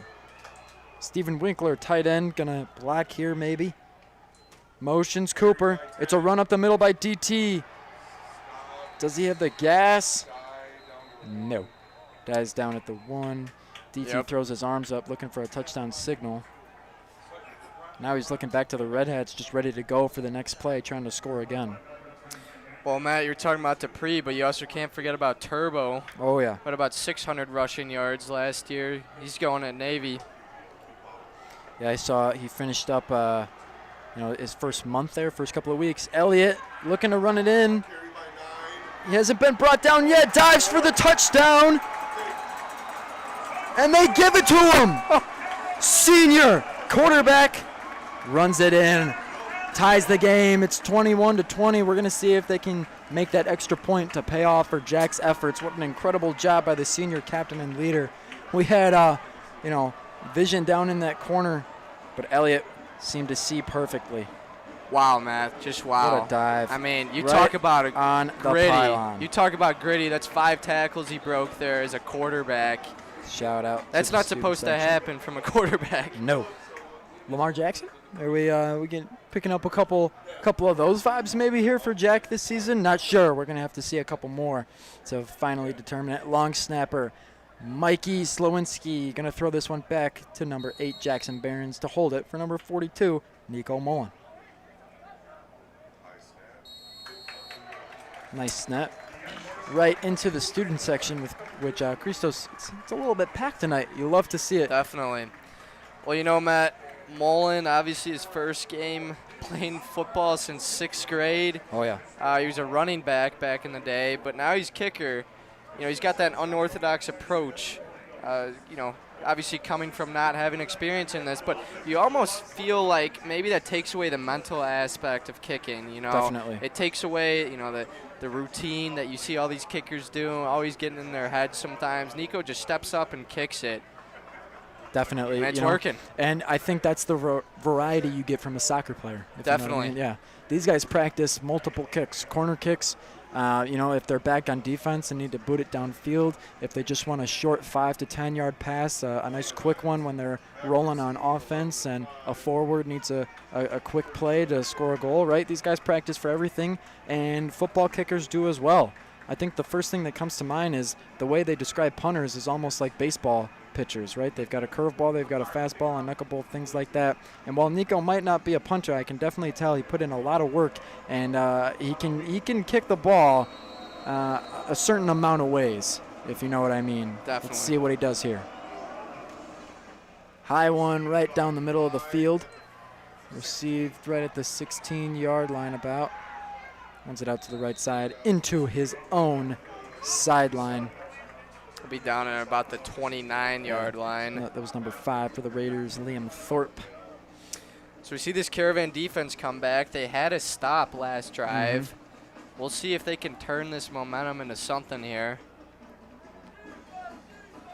See, guys getting ready there on the Caravan sideline. See Mr. LeCount, the old athletic director, for about 10, 15 years. Now he gets to chill out as the LeCounselor. You also see Marty O'Brien there. I remember back in 2019 when we won state, Marty O'Brien was a receiver on that team. Huge pass downfield, incomplete. No flag as well, so that's a good thing for the Caravan. But yeah, I remember back in 2019 going to those games and watching Marty O'Brien do his thing. The atmosphere at Barda-Dowling has changed a lot since then. Back-to-back state champs now. They won back in 2019. That was kind of before the COVID days, and a lot happened with high school football. But I love the energy we have now. The student section is packed. These guys are ready to go. Our D-line has a lot of college offers, most of them from number 99, excuse me, D1 Bray. A lot's changed since Gately, Matt. Oh, yeah, a lot has changed. Jack Moran, senior quarterback. Flag on the play. Whistle is blown immediately after he snaps the ball. Matt, we saw some pressure on the last pass there, too. His bone crusher almost deflected the ball. Oh, I thought he was going to strip it, actually, when Moran reached back to throw. Almost went right into bone crusher. Dead ball. False start. Number 55 on the offense. Okay. 5-yard penalty. Remains second down. Thank you. Yeah, if Bone Crusher scores a touchdown, I might jump out. I'll catch you. Yeah. You want to come with me? I'm good, Matt. That's not how I roll. I think we got to go into the end zone and celebrate with him. A freshman nose guard scores a touchdown on varsity. Another one. Is that another offsides? I'll tell you, if this is on Hun, this is a brutal start for them, Matt. I mean, it's just penalty after penalty. Hun loves just run. They love going fast. This Dead is ball. stopping them. False start. The entire left half of the offensive line. 5-yard penalty. Remains second half. Okay. That's one way to put it. I'm going to grab a pen and start marking down these penalties, Matt. That's smart. That's, we can do that. I think that's about 6, though. Where'd you get that pen? I don't know. That's a nice pen. It says Mount Carmel Caravan on it. We should put that on the stream right here. Now, I think this is a better camera angle. Jack Moran slinging it downfield. He's got that green grass, 30, 20. Bryce Kenya, second touchdown of the game. Well, takes a sigh of relief almost. Yeah, that stings. That perfect spiral, too. Put that on the huddle. Yeah. Well, folks, you can see we do have a replay this year. I kind of like it. Yeah, I like it, too. The Marquee Network was generous enough to collaborate with us on game days, so this will be a regular occurrence. Definitely. It's nice. All right, who's kicking now? Number 80, Andrew Wetherill, place kicker. Okay. That's good. Good. 28-21. Christos. One play can change a whole lot.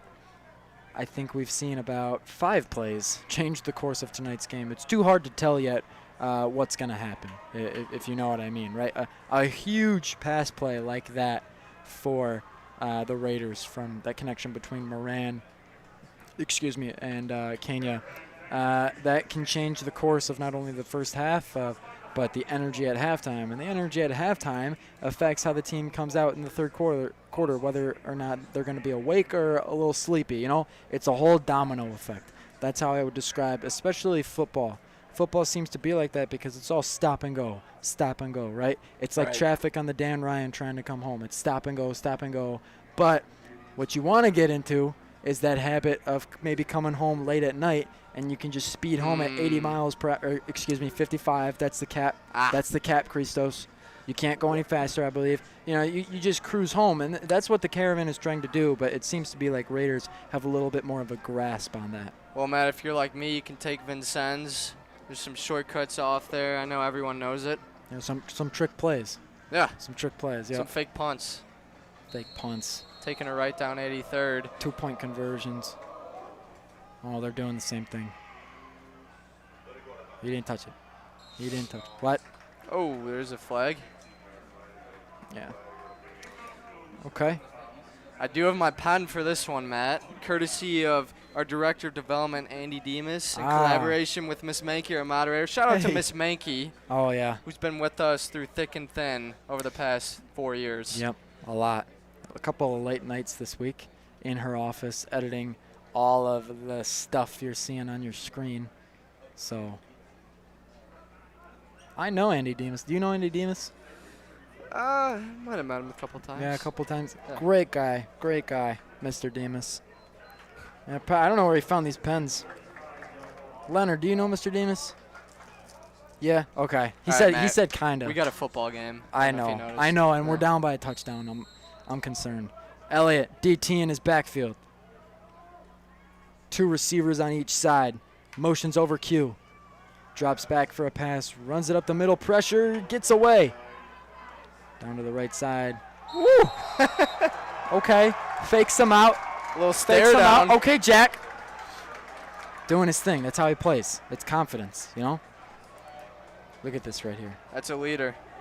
First of all, let's get the slow-mo, the snap from Declan Gill. Stepped up big this year to be the center. Second of all, let's see him make the read that nobody's open. He's going to have to take it himself. Third of all, let's see that jersey drag. Fourth of all, that. Oh, my God. Are you done drooling? Beautiful. Okay. Elliott takes the snap. It's a high one. Pass out to the right side. Incomplete in the hands of Cooper Lehman. Well, Matt, I think the biggest problem for this Caravan offense is the pressure. It seems like every other play, Elliott is scrambling. And, you know, we're lucky he's a good runner, but this can't keep up for the whole game.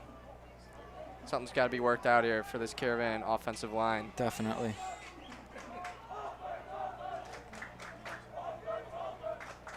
Same formation we just saw. I would not be surprised if Q is motioned on this one. Oh, this time it's going to be Cooper Lehman. Elliott takes it up the middle. Oh, stopped right away. They're fighting a little bit. A little chippy, but that's the way you like it. It's Thursday Night Lights. Do you know what I mean? I think I said Friday night earlier. I'm confused, Christos. I don't have any homework. It feels like a Friday. You're lucky. I got a lot of homework, man. They're playing football. It feels like a Friday. That feels like a Friday right there, too. That reception by Cooper Lehman. Looks like it's going to be for no gain, though. So the Caravan are sitting at about 123 passing yards, 75 rushing yards on the night. Great job by this offense. I mean, they've scored on, almost every opportunity. We had to punt it away once, so give and take, right?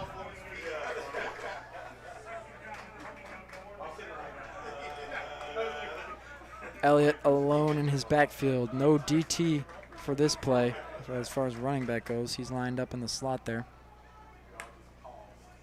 Drops back. More time than usual. Intercepted by the Raiders. Number 5, Liam Thorpe. Gonna run it back. He's got a lot of room, but he will eventually be pushed out of bounds. So he's down there. The clock stops at 5.5 minutes left in the first half. Things are not looking so bright for the Caravan recently. Yeah, chased down there by number 53, Tommy LaBelle. But yeah, the pass was just a little too high for number 14, Jake Cozy. It's a shorter guy, you know? Yeah. Elliott's probably used to throwing to guys like Gilliam and whatnot. Now it's his first year with a starter like Cozy. It's interesting. It's definitely interesting. Now the Caravan D-line is going to have to come out, and quarterback Jack Moran. You know what? Moran's got 244 passing yards on the night. That's a decent amount. Pass up the middle. Intercepted by the Caravan! Here comes Javi Payne, number 3. Brought down hard, but it doesn't matter. The Caravan have the ball back. Javi Payne probably dreamt about that play a couple of times. This guy lives, breathes, eats, sleeps football, man. This guy loves it. He had a ton of interceptions last year, was the key and heart of the defense, and he's proven why he is a senior leader this year. You know, Matt, Javi might be my favorite Caravan football player. Just his energy, his attitude. He wakes up every day ready to eat. But, you know, for those of you that have been paying attention to our Instagram, you saw the interview with Marty Mann. Javi looked locked in there. He did, yeah. He's definitely locked in now. So Elliott just threw that interception moments ago, is now going to have to come back out on the field and this time look for a touchdown reception or a rush, you know. You never know. Right now they're back on their own 25, though. Nobody in the backfield but Elliott. He takes the snap, looks out right. It's a high ball, maybe underthrown. Pass, interference, it looks like. Yep. On number 4. Quentin Burrell was the intended receiver there. I think if that wasn't underthrown, we would have been fine there, Matt. Yeah. Still, though. Kind of bailed us out. Still, though, we're moving up. We're moving. That's all you need.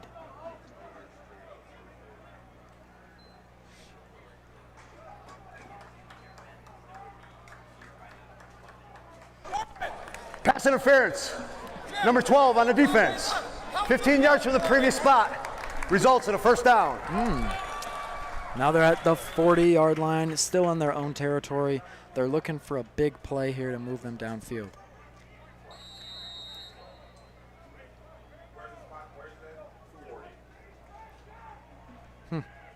Jack has DT. Not going to hand it off to him, though. Pass down the right side. Quentin is open, and he pulls it in. He goes out of bounds just before the 15-yard line. But what did I just say, man? They needed a big play just like that to move them downfield, and the Caravan are back in the red zone. Well, Matt, same exact play. As Coach Burke would say, same bad thing. But, I mean, I just keep talking about this guy, Quentin. That's his 3rd reception on the night, I believe. Yep. Had a touchdown earlier. Now the Caravan in the red zone looking to score once again. Elliott rolls out left, avoids the sack. Big block there by DT. Elliott still can't throw it, though. He's just going to run out of bounds. The smart play. Didn't want to throw another interception there, you know. You know, Matt, most quarterbacks would crumple to their knees right there. Elliott getting out of the pocket, scrambling away from the defense. There's a reason why he's going to Vandy. Oh, yeah. The senior quarterback committed to Vanderbilt. As the senior running back right by his side most of the game.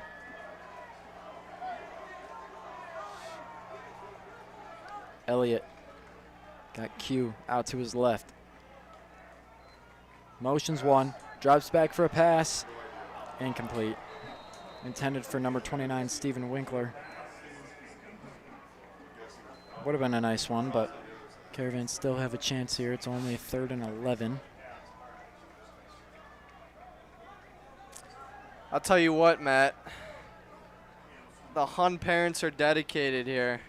As I'm looking straight across from us, seeing about 50 to 70 parents watching their kids. Props to them for traveling. Definitely. It's not easy, but they're dedicated. It's an incredible school on the East Coast, and for them to travel here to Chicago, you know, that's awesome to see. He got him.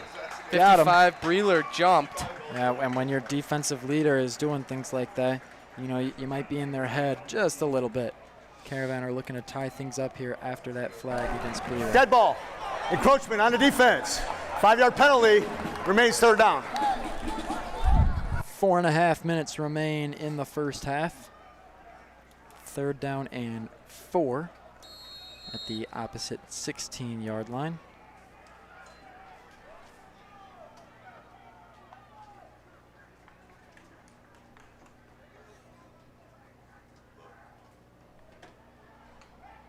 Elliott. DT in his backfield. Takes a snap from Gill, gonna run it himself. Right up the middle, not enough for a touchdown, but it should be enough. Oh, they're moving. Whistle, the whistle has not been blown yet, but yeah, taken down before the goal line. Matt, that about sums up this game. Yeah. Gritty. We keep saying that word, but I mean, there's nothing else to describe it. Definitely. Both these teams, just the will to win, the will to get 1 extra yard. It's incredible. And Hun just doing the opposite, trying to hold him back. See number 32 just holding on for his dear life, getting dragged. And we got a crowd here. We do, yeah. For the student section, it's great to see. They came out. Not everybody got the business memo, but that's all right. That's all right, you know. They got the memo about the game. So Elliott takes a snap, hand off to DT. Is he gonna score? Yes, he will. DT strikes back and hopefully ties the game up against the Hun Raiders. DT has had a journey here at Mount Carmel. Ever since his freshman year, he was primarily a tight end. Gives a quick look to the camera there. But now he has solidified himself as a running back. Touchdown for the Caravan. Too big, too fast, too strong. Oh, yeah. You just can't, Matt. You can't, no. What a handoff. Run there. It's right in. Sideline goes crazy. Let's hope Nico Mullen doesn't go crazy on this kick, though. Love the shot of the sideline. There's a million things going on at once, but it's somehow still so organized, you know? JB8 gonna hold this one. Play clock winding down now. Just under 10 seconds as Winkler runs out, and Lynch calls his first timeout. Timeout. Mount Carmel. That's their first timeout. Taking his time. Folks, we're going to be right back. Timeout called by Coach Lynch, and they're about to kick an extra point to tie the game.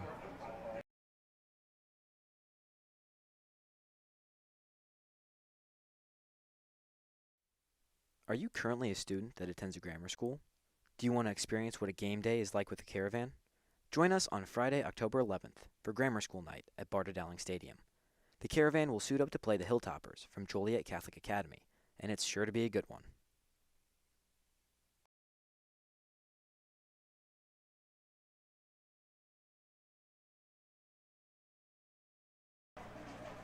And we're back. Number 42, place kicker Nico Mullen, going to get the hold from Jackson Barons here to hopefully tie up the game at 28.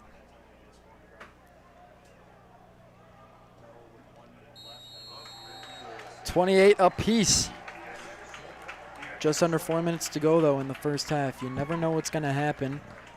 Coach Swanson over there getting his guys ready to kick off. Swanson, the Marian Catholic grad, converted to a Carmelite, though. Yeah, I mean, he loves Mount Carmel. He loves Mount Carmel. Real quick, want to give a quick shout out to our guy Danny Mann, our Mhm. statistician. He'll be providing us with some statistics from the first half to improve our quality for the second Definitely. half. So, Yep. Stay big shout tuned out. at halftime, folks. We've got an interview with Coach Ron Sesniak, the most winningest freshman coach here at Mount Carmel. And then we've got a recap with the Damon brothers. Bryce and Bishop are going to give you a little rundown of the first half as well as what you should look for in the second. Gotta love Coach Says, Matt. He's a man of Carmel. He's got some character, that's all I'll say. Little replay of that touchdown there.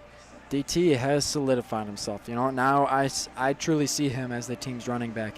Heading into the season, it still felt awkward because I saw him primarily as a tight end, but right. He's a true running back now. Yeah. He's going to be in that backfield with Elliott a whole lot more this season.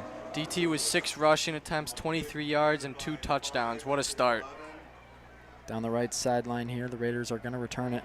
They hit a gap, make it. Liam Thorpe brought down just before the 40-yard line. Oh. A little bit More of a scuffle. fighting. Speaking of Danny, man, there's his older brother Garrett getting in the middle of a scuffle.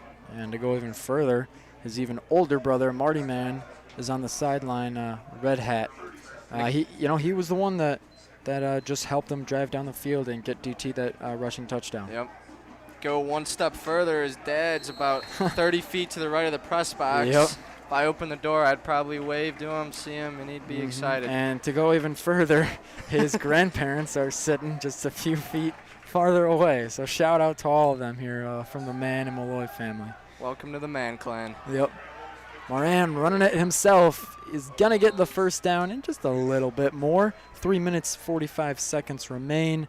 And the Raiders are looking to get themselves a lead heading into halftime. They're going to try to bite down some of this clock and hopefully score and not give the Caravan a chance to score once again before they head into their respective locker rooms. There's the legs I've been waiting for that Josh Allen comparison I made earlier. He's got the size, got the height, definitely got the arm. That's his first rushing attempt on the night. He fits in very well with this Hun offense because you got to remember, a lot of these guys are committed to D1 programs. Everybody has to get their time to shine, and Moran is very great at kind of equaling it out, balancing it. That's number 8, tight end Dre Time, excuse me. Just ran it down. Another first down there.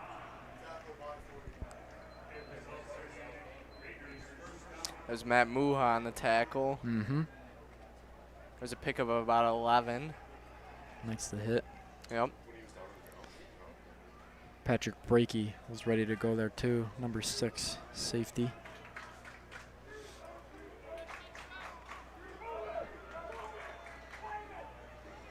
Moran. Okay. Let's see who this is on. Yep. Dead ball. False start. The entire offensive line. Okay. On the offense. 5-yard penalty. Remains first down. Well, Matt, that marks the 9th penalty on the Hun offense Got it. tonight. I mean, using that pen, yeah. Yeah. Quite a lot. Yeah. We could probably get a good camera angle of this pen later. It's our penalty pen. Yeah. Moran in the backfield. Enlow with him as well. We haven't seen a lot of him since beginning of the first quarter. Pass. Ooh. I really, really, really wanted Caleb Tucker to pick up that football and run to the end zone. That would be highlight of the year. But the ball fell short before he could get to it. So. Yeah, he's not really good at picking up things. He crushes them, Matt. That's a good way to describe it. I like it. Yep. Raiders offense sticking out there. Moran, Enlow in his backfield. Drops back. Pass way downfield. Overthrown. And we've seen that a lot. That is number 5, Liam Thorpe, the Stanford commit. There's another flag. Get that reception. Another flag down at about the 50. And we'll see. This could mark the 10th penalty on Hun.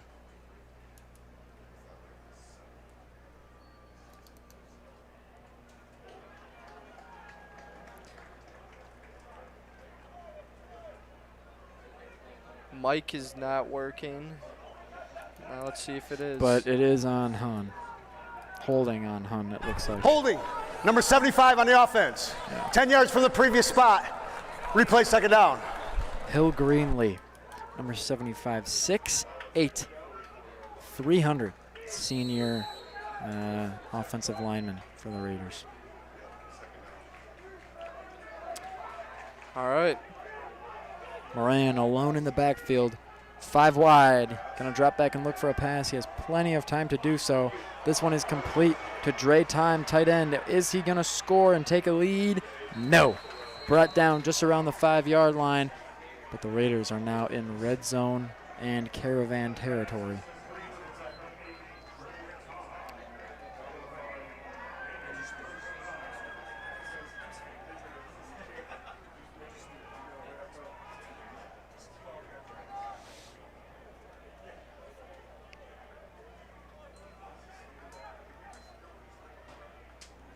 Gonna run it back here. Joey Quinn and Braden Jones are gonna have to hold this D-line together, as well as Landon Carter. He got the start today, number 66 junior. They hand it off to number 12 on the Raiders, Jack Garbolino. Doesn't get far. And we haven't heard much of him today, but he is a very talented player for this Hun offense.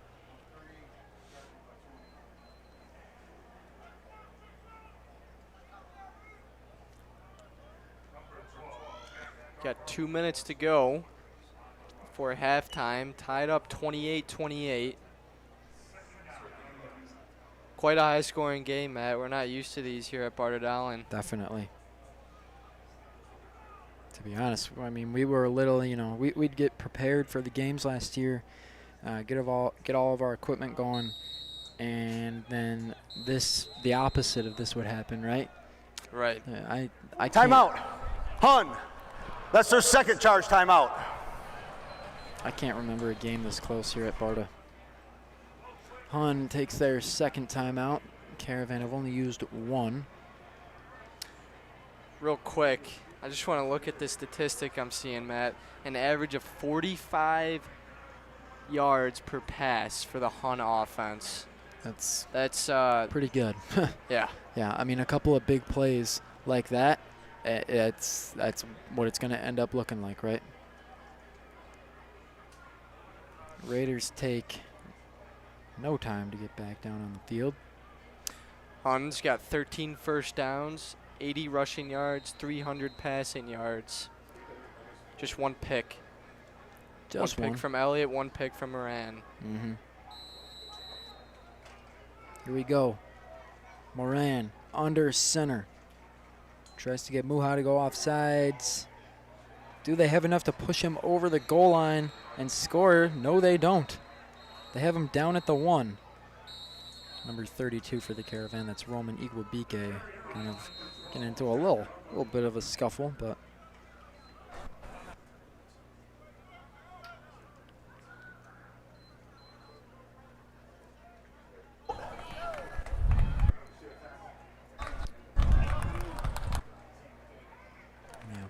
here we go.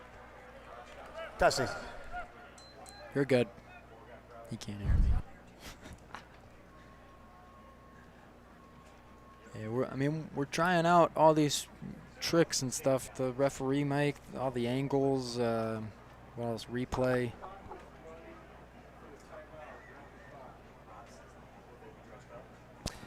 Yeah, man, it's a process.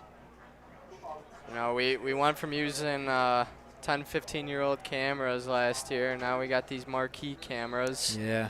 We got these different, 5 different angles. And now I can look at the student section in high def. It's awesome. It is. What do we got out there? A lot of freshmen. I know I see a little Seagroves right there, right next to little Spats. There we go. On the other side of the field, the Raiders are trying to score. Muha says no. Denied at the 5-yard line. Celebrating with his guys. The ref blows the whistle right away. Well, that's Muha for you. That's their third and final timeout. Timeout for the Caravan. It's a 4th and 5 now. That's the third and final timeout for the Caravan. What do you think here, Matt? Does Hun kick it or do they go for it? I don't know. In a situation like this, I think you gotta. It's hard tough. to say. I think you go for it. I think you have to. If you don't, then you're just letting way more opportunities for the momentum to shift, right? I guess I look at it this way. You kick the ball, you're kind of accepting defeat already. Yeah. You know, you're not confident enough to put 6 on the board. So it's a battle of philosophies, but even if they go for it and don't make it, that makes really bad field position for the Caravan. Yes. Puts the Hun defense in a great position. So yes. I mean, you know, a minute and 20 seconds. If you can cover 95 yards with that, go ahead, right? There we see Moran back out there. They are going to go for it. 4th and goal at the 5-yard line. A little shot there of the Caravan sideline. What's going on down there? Shout out to Mr. Perlberg, the new equipment manager. Yeah, everybody got their game day gear today. Yep. I saw him walking around with it, hangers on and all, you know, just looking brand new. Muha waiting patiently. He had a big hit on the last play. Pass complete. There we go. Stopped on 4th down. Caravan defense denies the Raiders of taking a lead over them late in the first half. Matt, that's something there. We haven't seen too much from the Caravan defense until Javi got that interception. Yes. Now that momentum is rolling. You got Bone Tucker making some deflections. When Matt Muha plays Matt Muha football, this is what happens. He's the heart of this defense, sits right in the middle every play, the inside linebacker. When him and Javi Payne match forces, you can see him just headbutting, you know, everybody on the sideline. Oh, yeah. You love to see it. Javi with the tackle for loss there, but Muha also with a couple. He's got 5 on the game. A tackle for loss for 3 yards. But now Elliott. He's got his feet in the end zone there.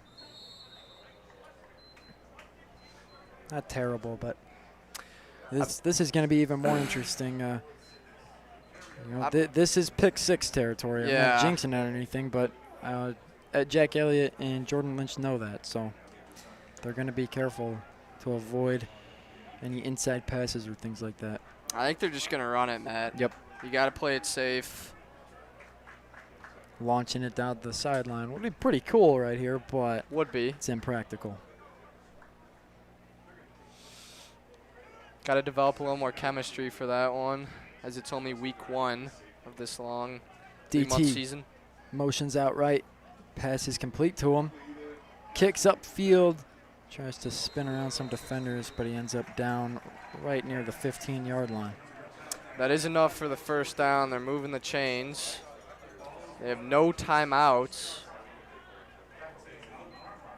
Now they get this hurry-up offense. Clock is running. Hurry up. Hurry up. 20 seconds left. Yeah, they're just going to let this one go, it looks like. Q and Cooper lined up together. Lynch just kind of laid back, letting the play run out. 10 seconds left. And Declan Gill is just sitting there with the ball. Yep. DT's got 2 receptions for 30 yards. Well, that is the first half. It's all tied up at 28. These guys are going to, you know, recoup back in the locker room. From us up in the booth, it's Matt Malloy and Christos Dimas sending it down to the field for Danny Moody, Coach Ron Sesniak, and the Damon brothers. We've got a couple segments coming up right now. We had a full action-packed half of football, and I think the second one is going to be even better. Mount Carmel will host another open house this fall. Join us on Sunday, October 6th, as well as Sunday, November 17th, to tour our facilities, meet our students, and learn more about the incredible brotherhood of the Caravan. Register at www.mchs.org/visitmc. Are you currently a student that attends a grammar school? Do you want to experience what a game day is like with the Caravan? Join us on Friday, October 11th for Grammar School Night at Barda-Dowling Stadium. The Caravan will suit up to play the Hilltoppers from Joliet Catholic Academy, and it's sure to be a good one.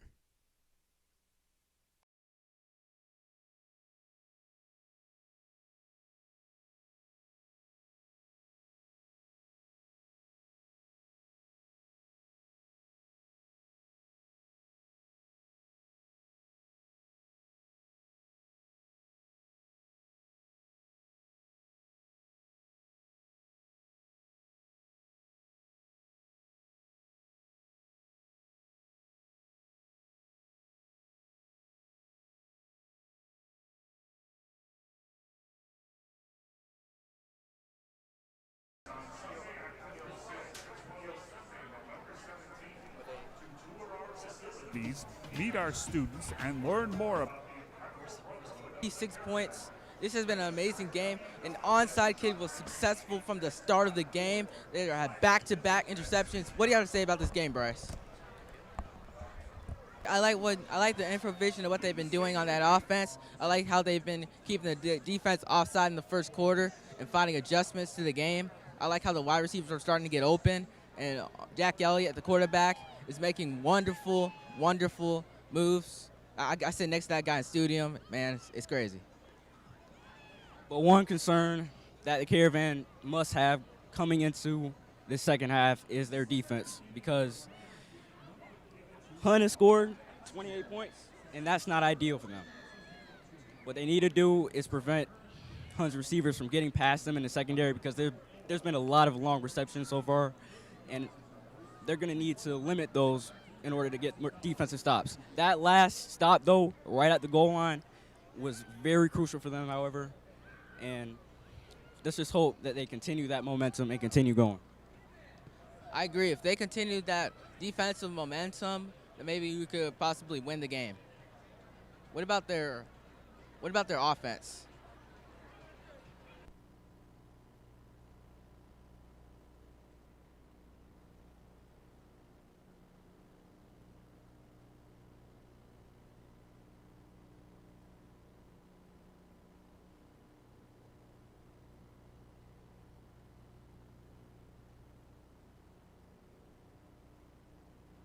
Yet,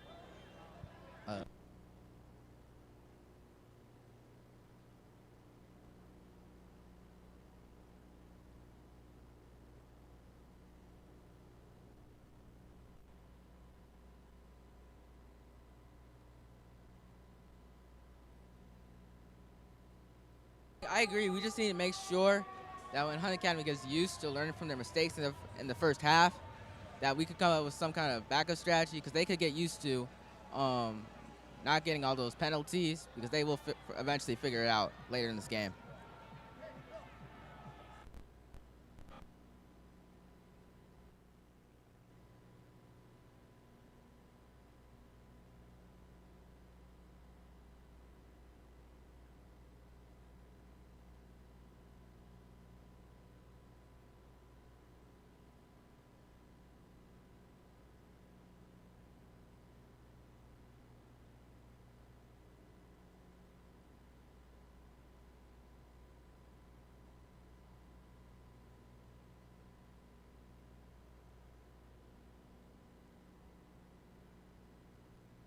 Well, the most important thing we know is it's going to be a really very close game. It's anyone's game right now.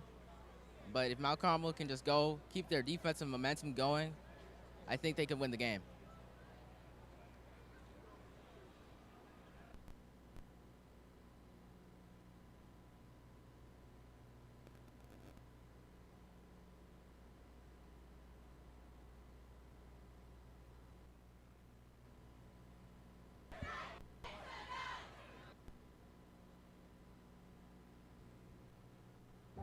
Building men since 1900 through Catholic Carmelite values.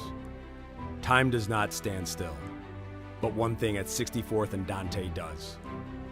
Our mission of teaching boys to become men. Our motto states, you came to Mount Carmel as a boy. If you care to struggle and work at it, you'll leave as a man. Come experience how Mount Carmel changes lives. We are MC. Deeply rooted. Discover your passions.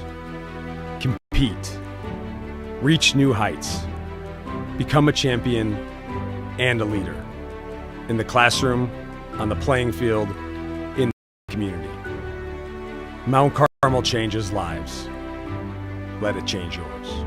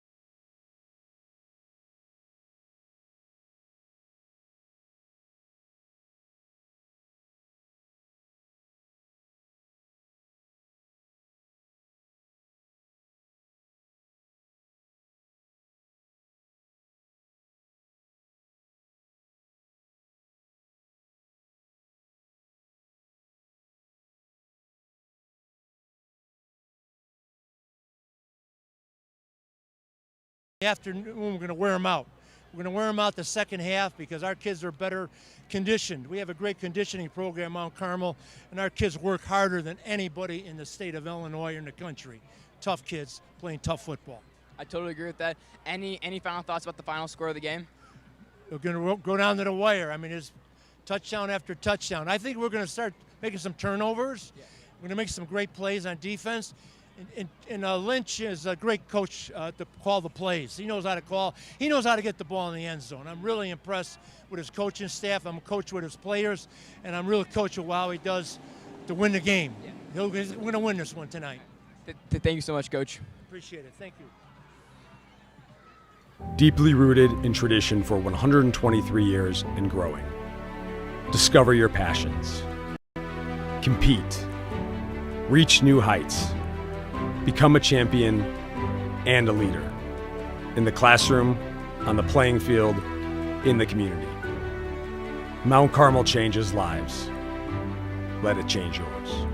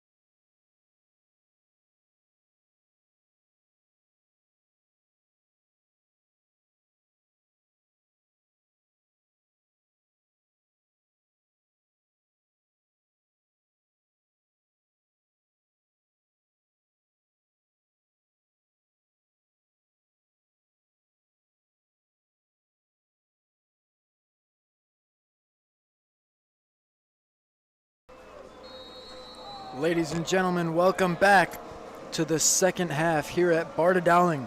Nico Mullen gonna get things started for us. Kick right down the middle. Returned there to the 24-yard line. Well, Matt, that was some first half we witnessed. You know, you got on one end 300 passing yards for Hun, and on the other end you can't bring down Jack Elliott. I walked by a Hun coach, and he said, you just got to get down 9. So that's their goal for the half.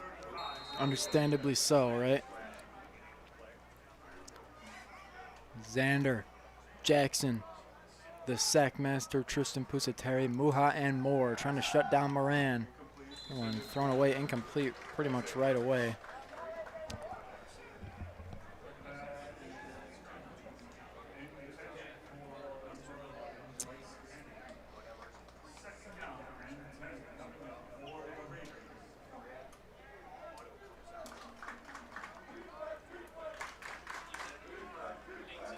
Moran sets his offense.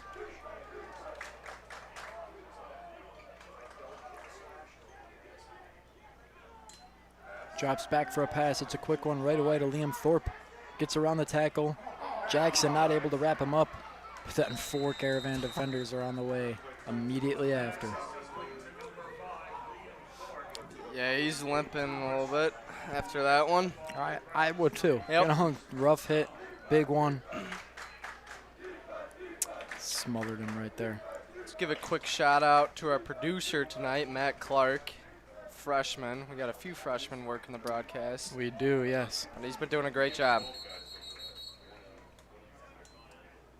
What do we got going on here?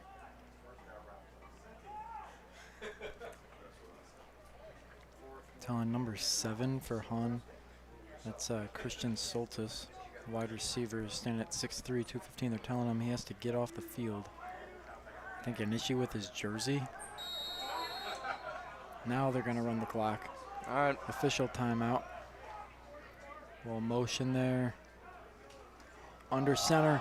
Handoff right away. This is what they ran in the first quarter, and the Caravan know how to stop it now. Sander Gorman. Well, giving him the attention he deserves. Great leader. An outstanding captain of this team.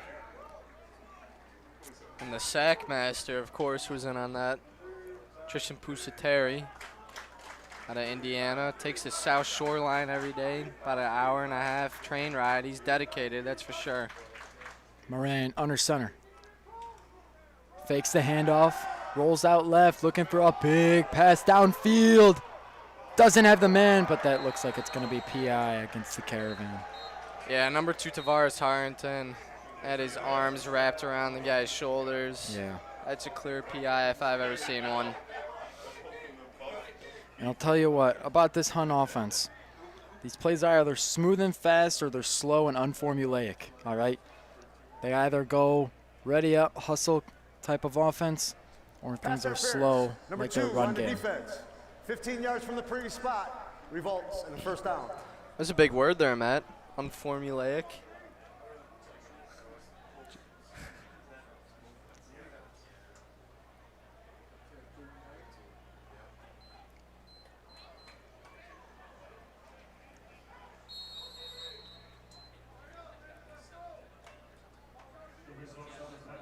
On offense, sticking it out there, ball on the 39-yard line. Game still tied at 28. Quarterback Jack Moran trying to change that. Hands it off. Chase Enlow not going to get a lot on that play. Yeah, you had the 2 biggest dudes all over him, Brain Jones and Joey Quinn. That's not fun.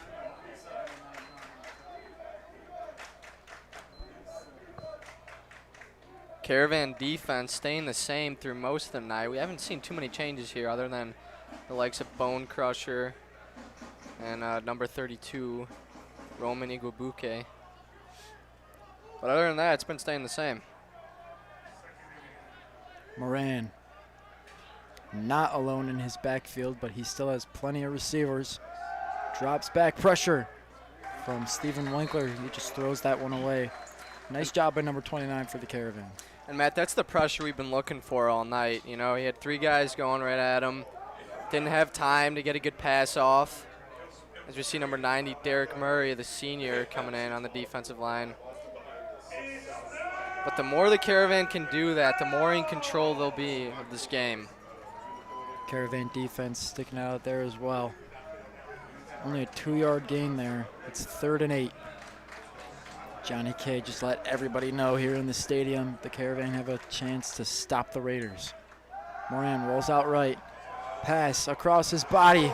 Oh, that could have been an easy first down for number 34, Griffin Galetta, fullback for the Raiders. But it just went right in his helmet almost, bounced off out of his hands as well. And, Matt, that was caused, I mean, partially by the Caravan defense. He made Moran back up on his, his heels, you know. Wasn't a bad throw, but caught him off guard. That's something we haven't seen in the first half.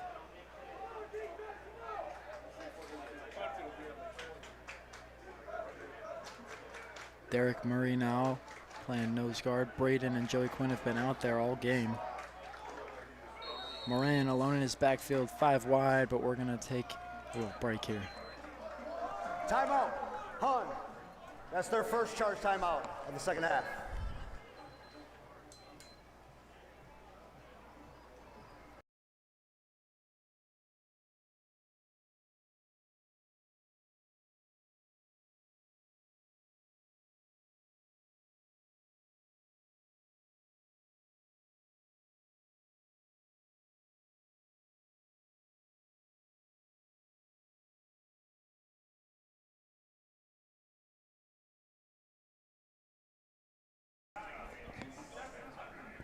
The first Mothers Club Bake Sale will take place next Wednesday, September 4th. Students should bring cash if they would like to buy any treats. 9:45 left in the third quarter. Game still tied at 28. Christos, I've got a feeling this is going to be a close one down to the wire. Grit, man. We keep going back to that word, grit. Moran rolls out left. Pass across his body. Short. Conjar looks around just a little bit. Yeah. Well, you know, know, that one broken up. Nice job there by number 1, Gavin Conjar, the junior DB for the Caravan. whether he saw the ball or not, yeah. he tracked the defender really well there, Matt. So now it's right first down. I'm going to take over off of downs there. Sideline rambling on.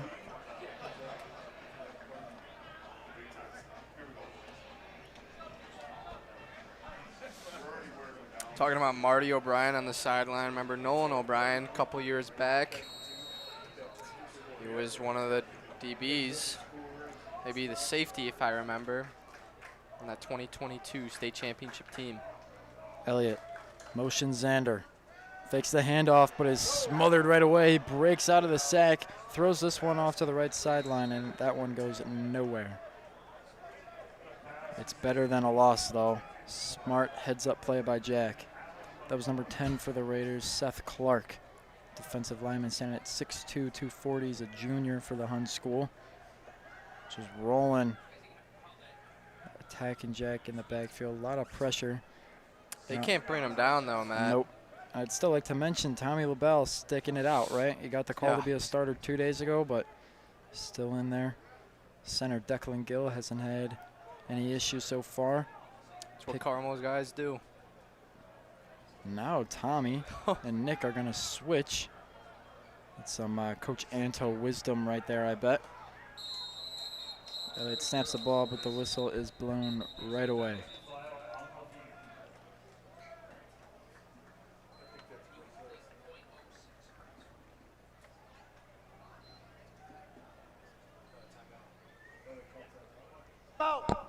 Mount Carmel.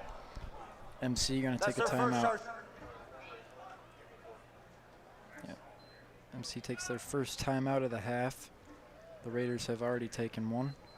So it's 2-2 there. 28-28 though for the score. And I think it's going to be a slugfest for a little bit here. Unless we get a couple big plays, there's not going to be a whole lot of action. See down on the field, there's Coach Ron Sesniak looking out. How you doing, Coach? Long's passed. He always finds his way in the camera, man. Oh, yeah. It was Mr. DiFilippo, moderator of the club, who contacted Coach Sesniak and said, you know, would you be willing to do an interview? And he went pretty crazy, you know. He said, of course I'll do it. Of course I'll do it. What do you need me? Where do you need me? When do you need me?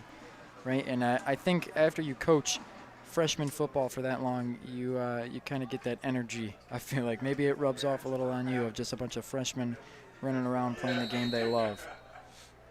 I don't know if you could see, Matt, but from the previous camera view, you could just barely make out the Sears Tower. Beautiful view. Elliott runs up the middle. You're right, Christos. It is a beautiful view. What would be an even more beautiful view right now would be 35-28 on the scoreboard for the Caravan.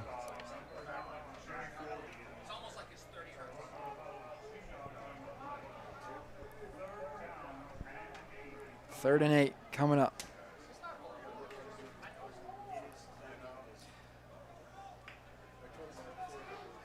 Matt, you're definitely right. This second half has been going very slow compared to that first quarter in particular. Elliott, DT in his backfield. Receiver stacked on the right. Takes the handoff. It's a huge pass. Complete. Nothing but green grass. The 20, the 10, the 5. Touchdown, Caravan! It's senior receiver, Alan McCoy. McCoy out of Central Middle School from EP. His older brother went here. I don't know if he imagined 4 years ago that he'd be getting a touchdown against some academy from the East Coast, but there goes Allen for his first touchdown of the season. What a play. All I gotta say is, you know, the difference from this year's receiving room and receiving core to last is just incredible. But that firepower from Jack's arm and, you know, hot and ready hands from Cozy, McCoy, Q, Cooper Lehman, right? Everybody knows their role. Everybody knows what they're doing. It's just awesome to see. Extra point is good. Score right now, 35-28. The Caravan take the lead.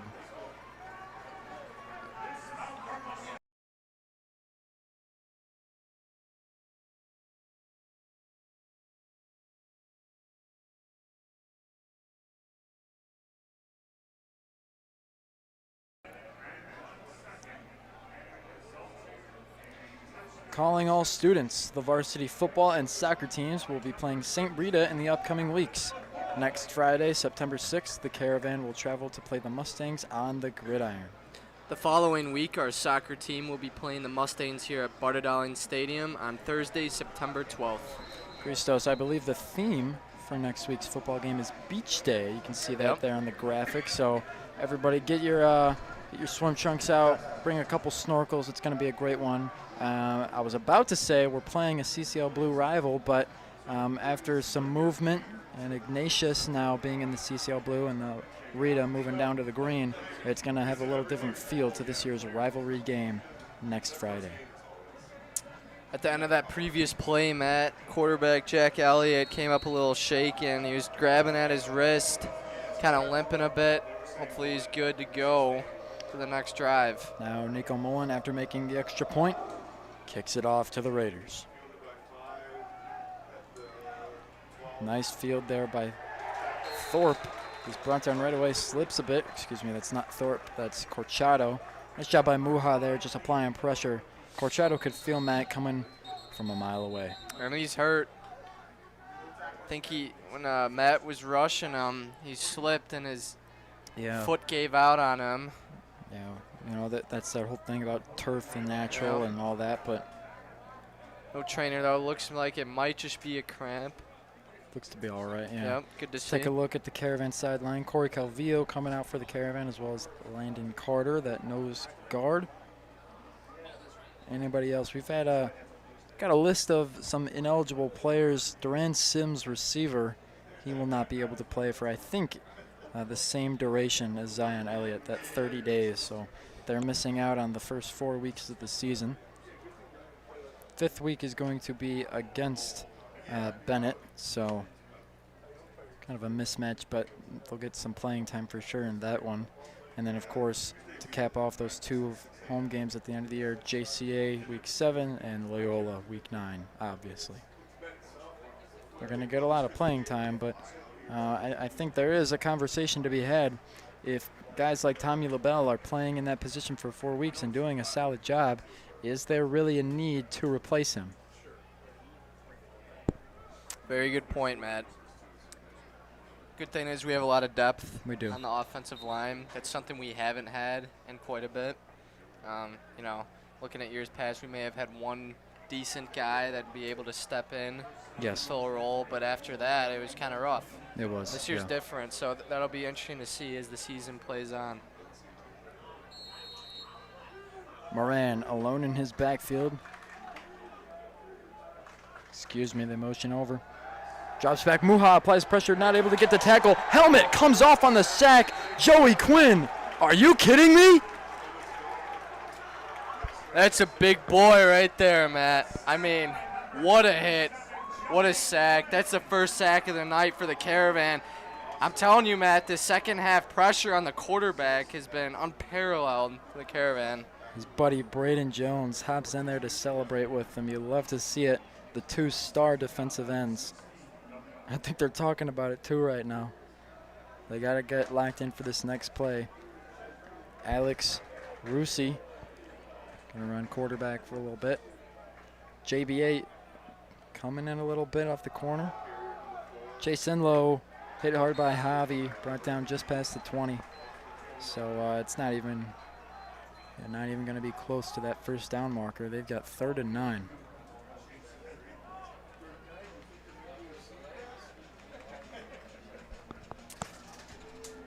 You know, Caravan got to be careful here, though, Matt. It seems like it's these plays that, you know, whether it's a penalty or it's a sack like this where the Hun Academy gets set back and then they just come out with a 50-yard pass.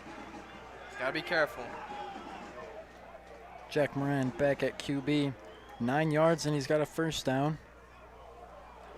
A lot more, he's got a touchdown. That's an interesting pass, but it works. Dre Time, the tight end, number 8. Gets it. It was like a forward pitch almost. He just didn't have the angle to come back and throw a full spiral, so. It's enough for the first down, though. They're moving the chains. Just like a pitch in the backfield. That's what it looked like right there, but still, man, that sack by Joey Quinn. Put that on the highlight reel. Oh, you knocked the helmet off of another guy's, you know, the other team's quarterback. Incredible job by Joey Quinn there. Let's see if Braden can get some action too. Drops back. Immediate pressure from the sack master. That ball. Oh! Nice job, Javi. Javi gets in there, number 3, and pushes. That was 44. Ryer Kush, tight end, 6'4", out of bounds. There you go, Jav. He's trying the joystick there on Madden, trying to get that hit stick, Matt. Pretty hard hit. This guy had 5 inches on Javi, and Javi just lowered his shoulder, pushed him right out of bounds. Nice job there. I'll tell you, Matt, you got to say it again. Every single play, this Caravan defense is putting pressure on Moran. It's definitely making things interesting. Under center, fakes the handoff. Tristan right there. Nice little block, though. Pass downfield. Does he have it? No. Overthrown. Intended receiver number 11, Bryce Kenya.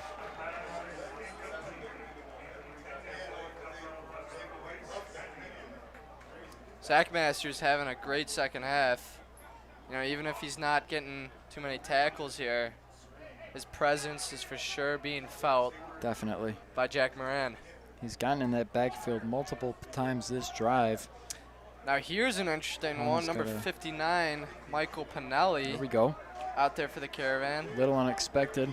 Yeah. Joey Quinn getting some rest after some incredible plays there. Let's see how Pinelli fares up against this Hun O-line.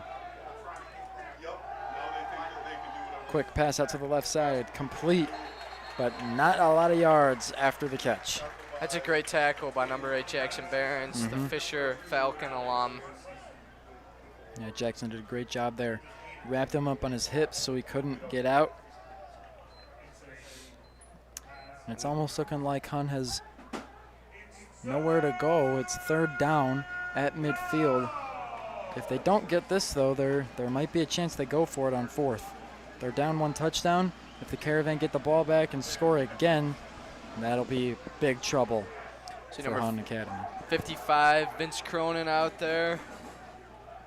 Vince Cronin was ineligible to play last year. That one complete, wide open. The Raiders are going to score, and we've seen that a lot tonight. One guy gets open, and it's just a huge receiving touchdown. A little too often, Matt. Right down the middle. Seems like that happens every time. That one scored by tight end Dre Time.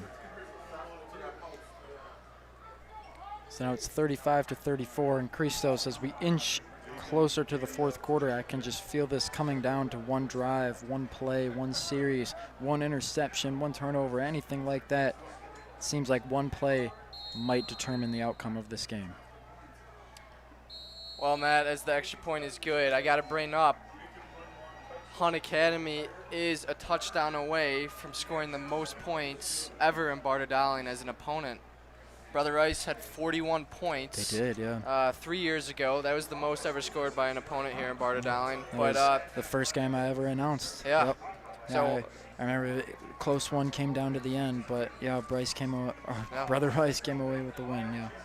Talk about that team real quick. I mean, I know we don't like mentioning his name, but it's been long enough now. Talk about Jack Lausch. Yeah, he's playing at Northwestern. Right. Yep. You know, heck of a player. Went to St. Barnabas, him and his receiver, Danny White. Then they went through Brother Rice together. He was one of the best high school players I've seen in a long time. You know, a guy that you couldn't contain in the pocket, a guy that could make those 50-yard Hail Marys, which seemed like every time against us, and a guy that would just will his team to win. Definitely. Carmel coming out here to return the kick. This time instead of Javi, it's going to be Cooper Lehman. Q is going to stay out there, though.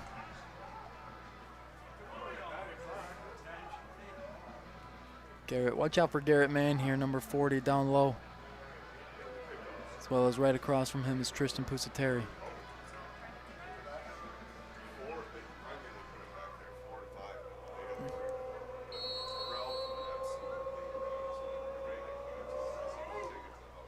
Big kickoff there. Cooper's going to return it. Trying to find a gap. He does. Running up the middle. Oh, just gets tripped up. If he would have got past that, it would have only been 1 or 2 more guys to beat.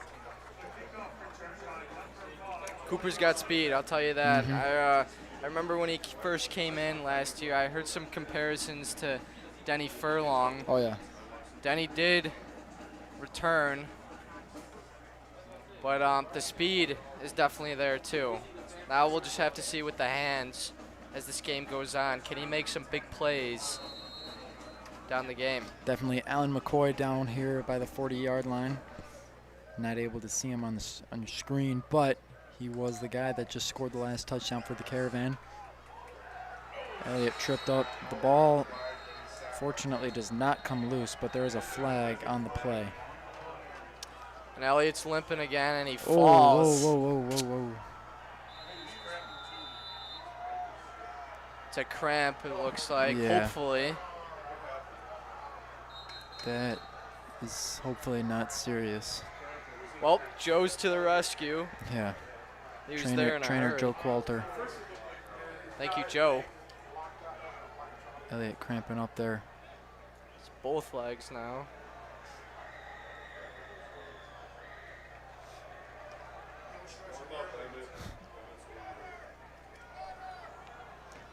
All right, Christos, it's tied up at 35, just a little bit under 5 minutes left to go in the 3rd quarter. During run, holding on the offense. The penalties decline, 2nd down. I got to bring this up, Matt, as I've seen it a couple times now for both sides. When a man goes down, the whole Hun team takes a knee out of respect. Yep. You got to love that, Matt. And that's all head coach Todd Smith. Yeah. He is very, very respected on the East Coast, especially in the state of New Jersey. And Jack Elliott is now being carried off the field. Hopefully Hopefully it's just some cramping issues. Well, Matt, that's going to bring up none other than number 7, Emmett Dowling. You might recognize the name because his older brother also wore the same number, Blaney. I'm not going to lie. I thought I would never announce another Dowling again, but the universe has just put it right in my hands. This is going to feel very familiar. Dowling sets his offense. He's got DT in his backfield, multiple receivers left and right. Emmett takes the snap, looking to continue the family tradition here at Mount Carmel. Almost intercepted, but just going to fall incomplete. That's all right, though. It was a decent pass, maybe just underthrown a little bit. But if there's a guy that knows how to throw a football, it's Emmett Dowling. Yeah. Back in 5th and 6th grade, I played with this guy at St. John Fisher. Oh, did you? I did, yep. I was the fullback, surprisingly. Oh, really? Matt Malloy running around against St. Gabe's, if you can picture it. You probably can't, but yeah, Emmett was a great guy. He was a leader, even though he was a year younger than most of the kids playing on that JV team. So to see him here in high school playing at a stadium with his family name on it is incredible. He is, however, going to be sacked there in the backfield. Going to be a major loss. And I'm looking at the sideline, just seeing if Jack is ready to come back out there, you know. I think the only thing affecting Emmett right now is he's not warm, right? His mindset was just he'd be the backup quarterback tonight. It was definitely in the back of his mind he might get some plays in, but when it's tied 35, maybe that's not the right situation. And yeah.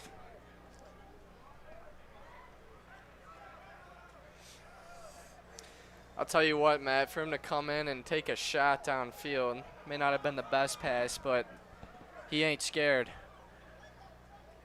JB8 gonna punt this one away.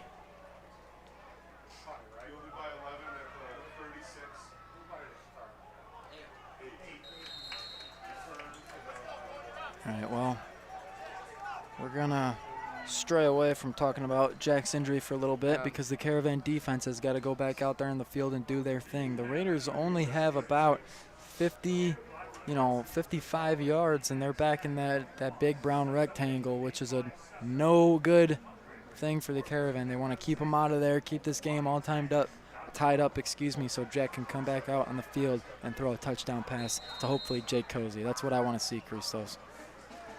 All right. Moran sets his offense. It's a handoff. Christos, I'd also like to mention earlier in the game, number 3, Kamar Archie, he went down. It was really one of the first few plays, and we haven't seen much out of him tonight either. So we're obviously, we hope he's okay. He's committed to a Big Ten school, Rutgers. Yep. He's arguably the best player on this Hun team, and you hate to see a guy go down in the season opener, especially when they have so much potential. So, tell you what, number 4, Chase Enslow has been holding his own, though. Definitely. Had a heck of a game so agree far. with you. Right. Interesting to see Moran, the quarterback, lined up on the right side. This could be an interesting one. Just going to be a handoff, though, to, I believe that's, Cush. Or, excuse me, Jack Garbolino. Couple of East Coast names, Christos. I'm not used to them. Yeah. Yeah. Yeah, a lot of these guys are from New York, whether in the city or maybe surrounding it. But the Hun School of Princeton is a boarding school. Mm-hmm. And the tuition is high. I wanted to word that correctly. The tuition is high. It's a very prestigious school. They take everything seriously, of course, and they're their getting what football they pay program is for. yes, their football program is one of those things. Moran takes the snap, looks out right. Kenya brought down right away. Nice defense by Jackson there. I gotta say, my favorite thing about Jackson Barron's defense is that he wastes no time getting low. He goes straight for the hips, the feet, the ankles, whatever he can grab at, right? Yeah. He does not hit people up high. Jackson uses his agility in his favor to just get low immediately, bring the guy down. Yeah, talk about a hard worker. Jackson puts his head down and just does the dirty work. Definitely. He's not a guy that's going to celebrate after a big play. He's humble, and he gets right back on the line, ready for the next one. Talking about getting back on the line, Landon Carter subbing in at nose guard here. Russi takes the snap. Garbolino just seems to walk by. There's a flag on the play. Stiff arm. Does he stay in bounds? No, he goes out. And that is not something you want to see.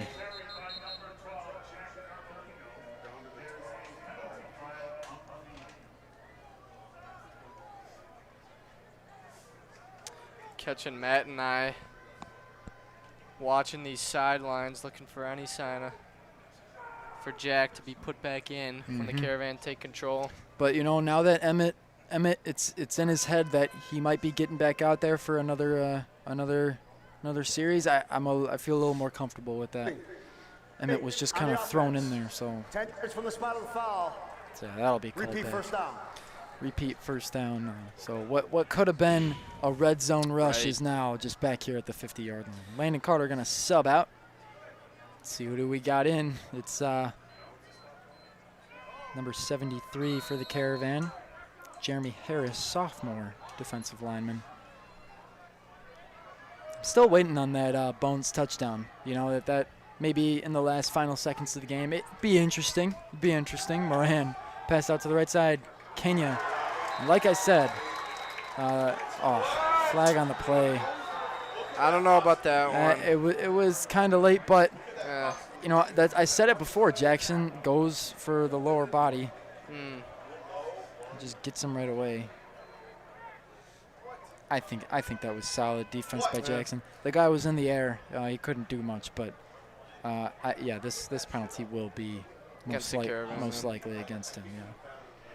Which is fine. There's plenty of room to work with. It's 1st and 18 right now for Hun.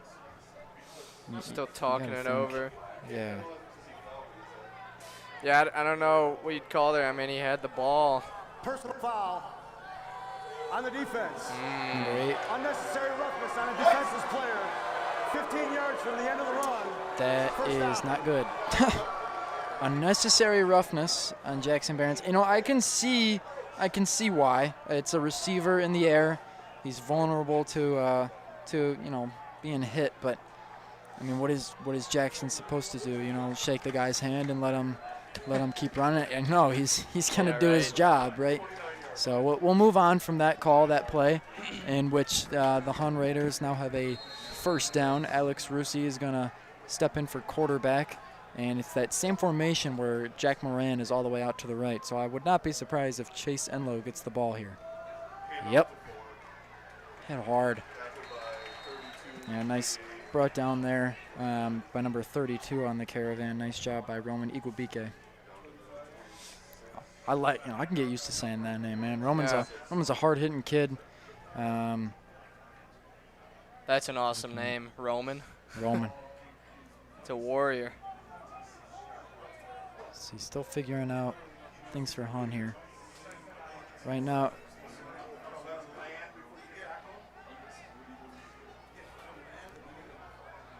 we're gonna stay focused. We got to keep the Raiders out of the red zone here. Muha creeping up. Oh my God! Brought down hard. Are you kidding me? The kid we were just talking about, Roman Iguabike. Man, Nice talk job, about man. Romans looking like a gladiator out there in the Coliseum. He takes his enemy down. Only a sophomore too. That completes the third quarter of play. Third quarter down. We've got one more to go here at Barda-Dowling Stadium. Will Jack Elliott come back out and lead the Caravan to a victory, or are we going to have to go down a different route to the outcome of this game? We're going to play an ad from the Merchant right now, so please stay tuned for that.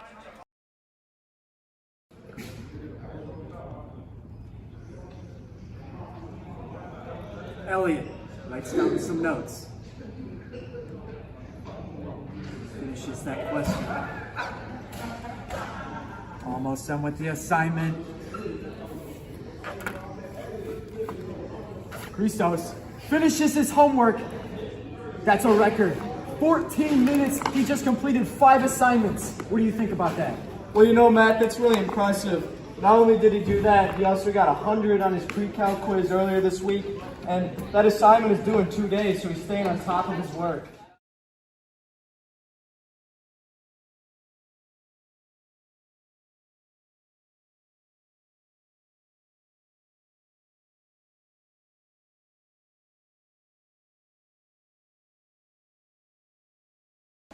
And we're back on the field, folks.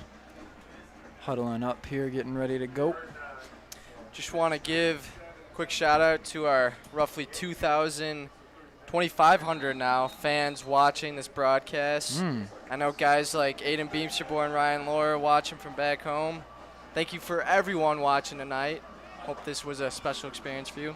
Shout out to the Malloy and O'Connor families supporting the stream. Hopefully your support turns out well here. We got to stop the Raiders. Moran, pass right over the middle. In and out of the hands of Javi Payne, and the reactions in the press box speak volumes.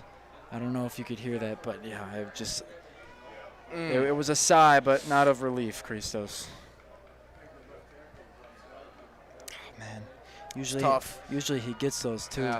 The one I've seen Javi do that once though, where the ball just it sits in his hands for like 2 seconds and then he drops it. Yeah. And he was beating himself up about it on the sideline after. And well, we got a 4th and 8 here.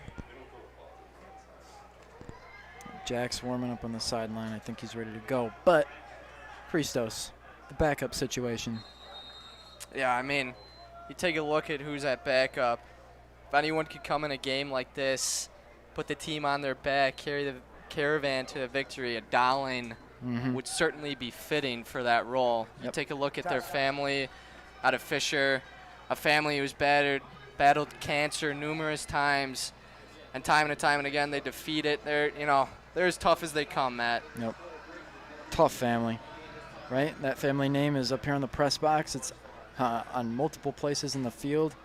Sure, we've shown it a million times already this broadcast. So if Emmett has to step in and play the game, I think it'll be good. But as you can see right now, Jack Elliott, he looks ready to go.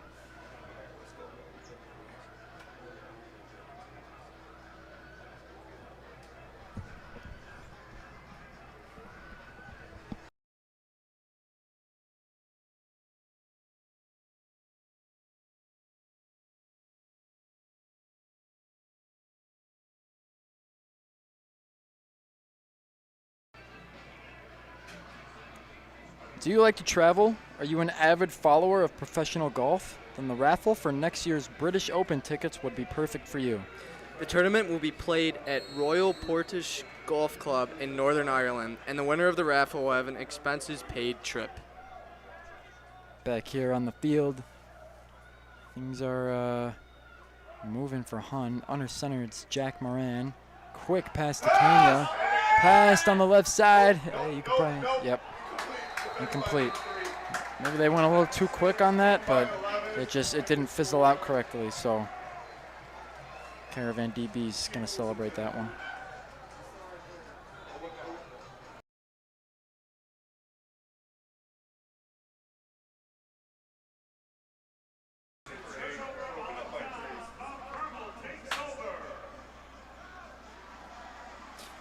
Here we go. There's a turnover. I mean, Coach Shez was preaching this during his halftime interview, but he was asking for some defensive plays, for some turnovers. We had a lot of pressure. We had a sack. Now we have a turnover on an incomplete pass. Here's Jack. Elliott. Motions DT. DT up the right sideline. And they're just smothered by some Hun defenders. And this is where the gears start turning, right? Quarterback suffering some cramps, perhaps. Fourth quarter just started and game is tied. 6 touchdowns apiece for both of these teams, 35-35. 2nd and 7 right now. Ball's on their own 30-yard line for the Caravan. Might see some Alan McCoy or Q action right now. Jack, he looks to pass to Q, gonna roll out left. Just keeps avoiding pressure. Might have to throw it away. No, passed on the sideline. Cooper picks it up. Runs out of bounds. Is pushed a little bit, but that's a great play. They're going to pick up a first down, but we're going to have to see what this flag does to the outcome. Yeah, that might be holding on the Caravan offense. Yeah. Looked like Xander Gorman might have been caught. Yeah. Holding Number 52 on the offense. 10 yards from the previous spot. Nick Lansky. Replay second down. Yep.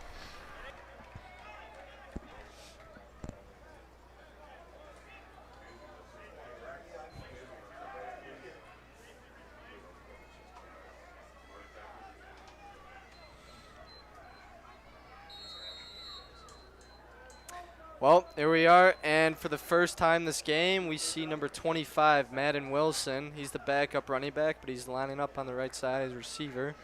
Elliott alone in his backfield. Motions him over to Madden. Really nothing there. I don't know why everybody's screaming. It's just maybe 2-yard gain or I don't know, nothing. Yeah. It's a gutsy play. You come right back in the game from being hurt, and didn't expect it. Yeah, go right down like that. That's tough. But Madden stays out there for DT. Now he's going back to the sideline as DT comes in. Hun parents are stomping their feet, starting to chant. Couple of them on their feet too. Yep. Elliott alone in the backfield, takes a snap, has time to throw, and he does. Cooper Lehman, pass complete, and there's no flag on this one this time. I think that'll be just enough to move the chains. Yep, it's an 18-yard pass to Cooper Lehman. Probably his first big play of the game, but Cooper's showing what he's made of as time ticks in this fourth quarter. Under 10 minutes now. Elliott at this hurry-up offense. Very similar to the play we just ran.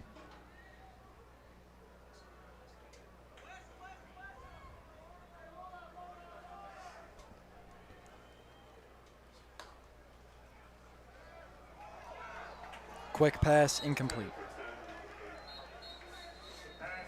There is a flag down by the 35-yard line.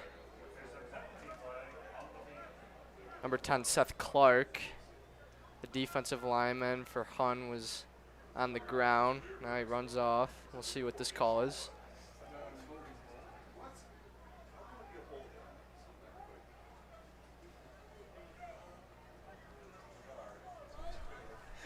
Holding. Number 53 on the offense. 10 yards from the previous.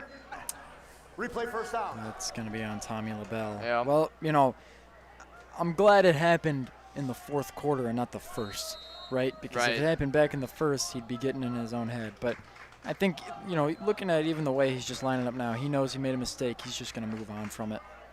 Tommy's a hard worker. He does his job. Oh, yeah. He'll get through it. Tommy loves talking football, too, anything about it. If we hit him up with a question about the broadcast, he can answer it. Jack. Big throw away. It's too much pressure. You can't do much.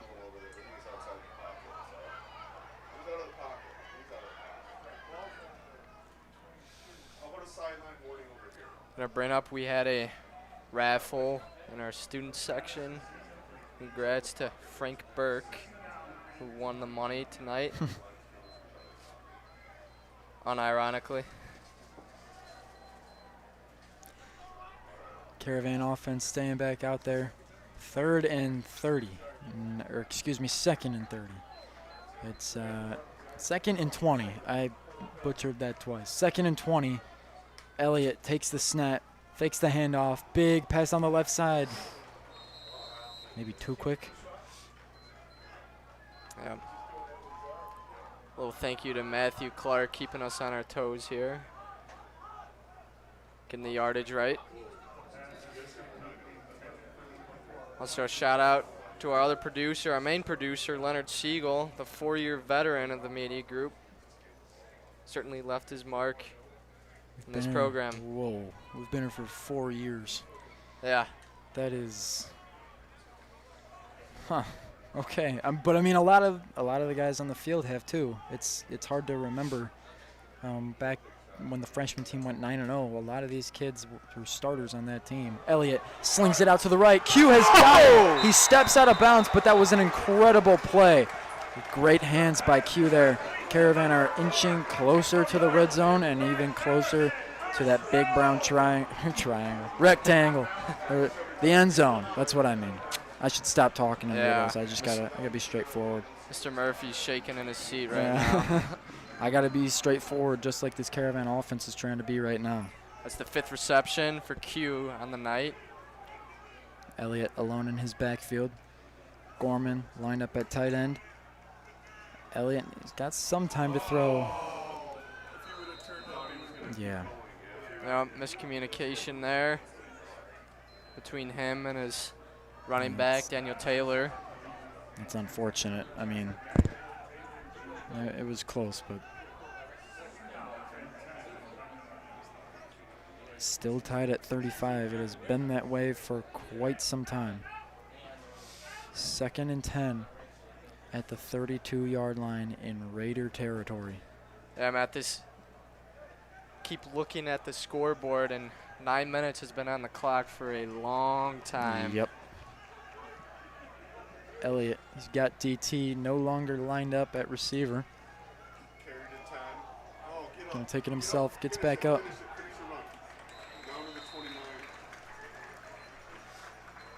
Ends off on a high note there. It's Daniel Taylor.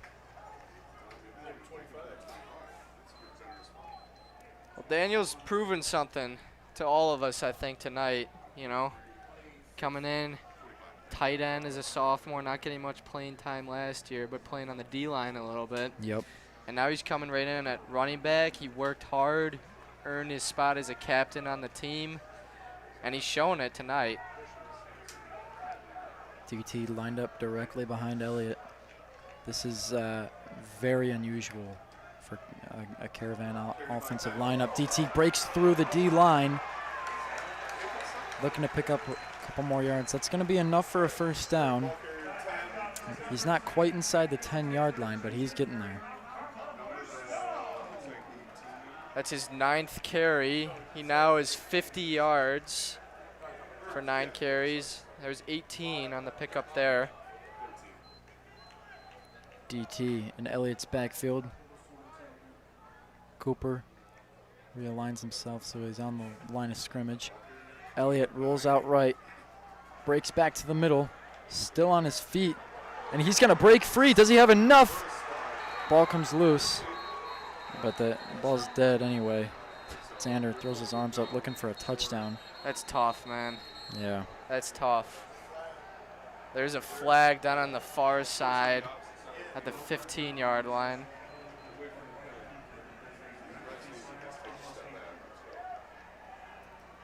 Holding. Number 53 on the offense. 10 yards from the previous spot. Got Tommy Replay first again. down.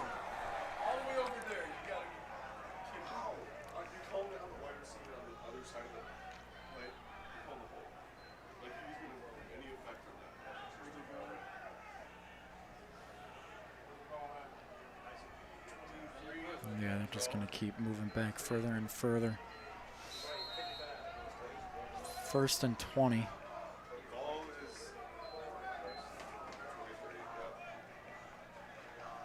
First and 20 at the 23-yard line.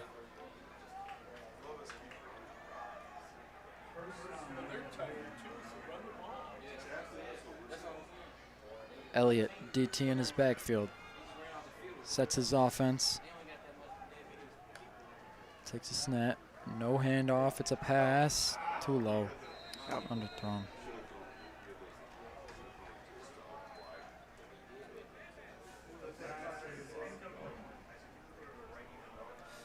Second and 20. Still at that 23-yard line. Caravan are trying to break even further into the red zone than they already are. Matt, with this position here, if the Caravan cannot get a first down, we might see Nico. Hopefully we don't get there, but it's an option. I haven't seen a Mount Carmel field goal since Louis Geppetto, probably not even in the playoffs. No. I know for sure he kicked a couple at Rice last year, but there had to have been at least one more after that. I just don't remember. That's how infrequent they were. kicked 6 last year, Matt. Yeah.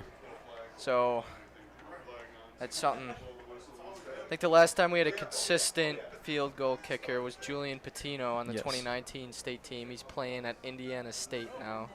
Dead ball. False start. Number 52 is lined up in the neutral zone.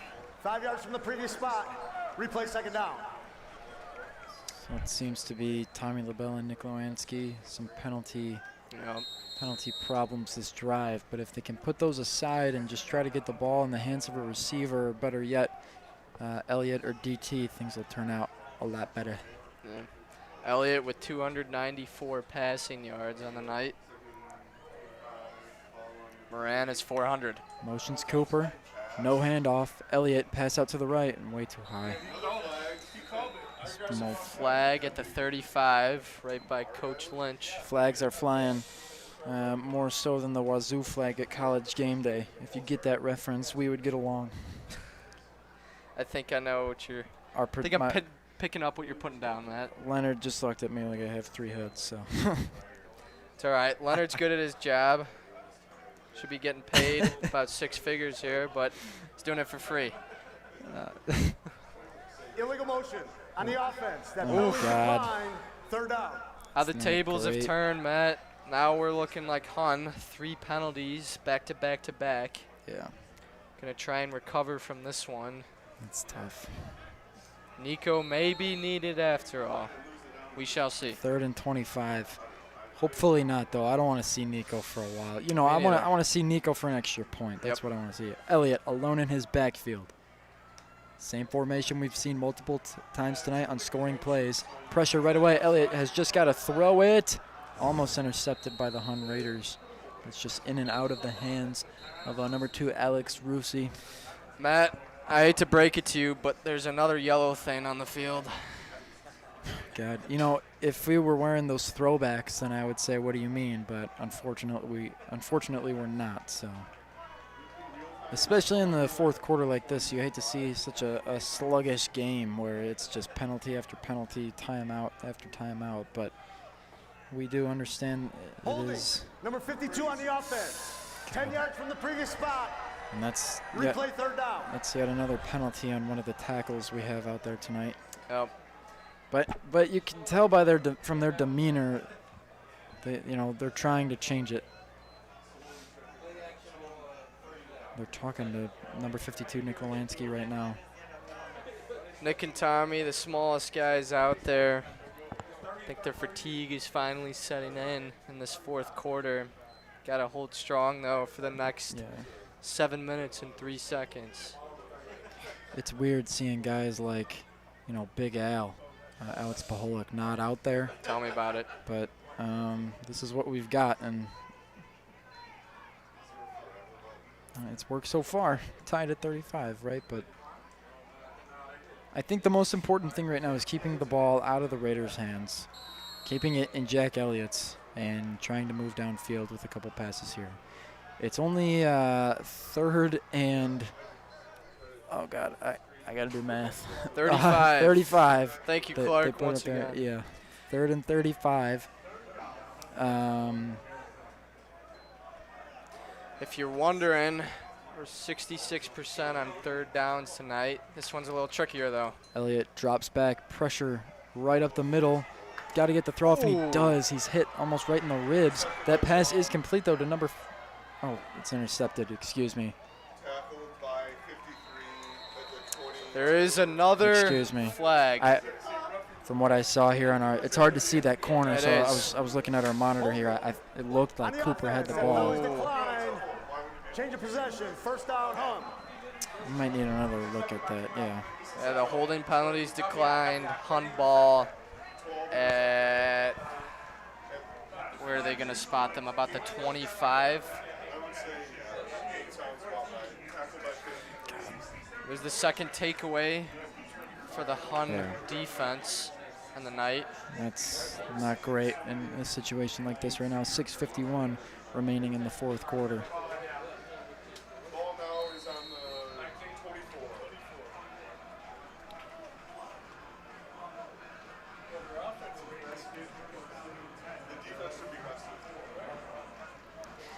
Familiar face, Jack Moran back out there. Backfield is crowded just a little bit. There you go. Moving. Catching him, moving his feet. Jack Easterly, the tight end. Dead ball. False step, number 32 on the offense. Yep. 5-yard penalty. Well, First down. I don't know if you fans at home have been counting. I think that racks up to 6 in a row, 6 penalties in a row. Man, can't we just fast forward to when there's like a minute left and, you know, but this isn't rewinded. It's live, which makes it even better. We got to see a Caravan stop right now. Jones, Quinn out there. Landon Carter getting some reps. Moran takes it under center. It's a handoff. Oh, a nice job by Joey Quinn there. Just wraps him up, brings him down.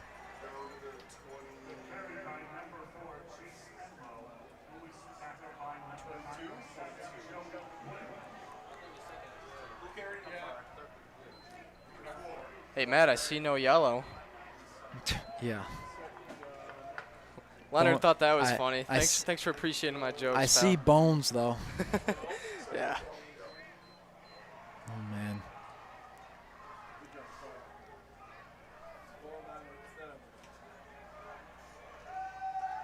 Moran drops back. There we go, sacked. Is the ball loose? I believe it is. The Caravan are looking for it. They're pointing that way. The Caravan have the ball. A Caravan stop is exactly what we needed. Braden Jones comes out of the dog pile, waving the football around in the air. Jack Elliott and the likes of the Caravan offense will be back out there. Maybe not so much in the red zone, but very much close to it. They've got yet another chance to score and take the lead over the Raiders tonight. It's all tied up at 35. Can they change this right now? Student section getting wild. Well, Matt. Taking the tarps off. Just like the first half, Javi got a pick to answer. We get another takeaway to answer theirs. And that wouldn't have happened without the likes of Matt Muha. Muha was pushing and shoving his way through there, finally got the legs of Moran and brought him down to let Braden Jones get the football. This is what we've been missing, Matt. The play clock operator, please put 7 seconds back on the clock. The ref talks. 5 minutes and 52 seconds. Thank you. Yeah, this is what I've been missing since November 25th or whenever that was. You know, obviously basketball season is awesome, but there's nothing quite like these Thursday night lights on this night at Barda-Dowling Stadium. Here we go. Elliott, Daniel Taylor out there with them as well. Q, Cooper, nobody out to the right. Takes the snap. It's a handoff. No gain, maybe a lot. Yeah, that's a loss. Yep. Push all you want, but these Hun guys are, seems like they're just too big.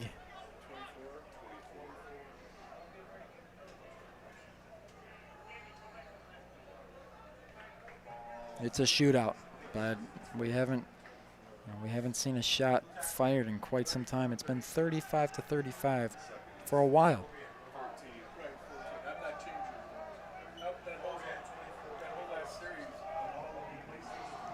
Elliott sets his offense. Takes the snap, rolls out left. Pressure right away. He's going to have to throw that one. Almost intercepted. PB there. That would have been huge, but under 5 minutes to go in regulation. No takeaways, please. Yeah, I mean, Elliott's back at it, scrambling every play. More of the same that we've seen all night. Offensive line, the Caravan is definitely having a learning night tonight. It's good practice, though, Matt. They're not going to face a bigger team than this. Elliott. Cozy is back out there on the same side as Alan McCoy. Cozy on the left side of your screen. Timeout taken. That's the Caravan's second. Timeout on the field. So now, Mount Carmel. both That's their teams, second charge timeout. both teams have one timeout left.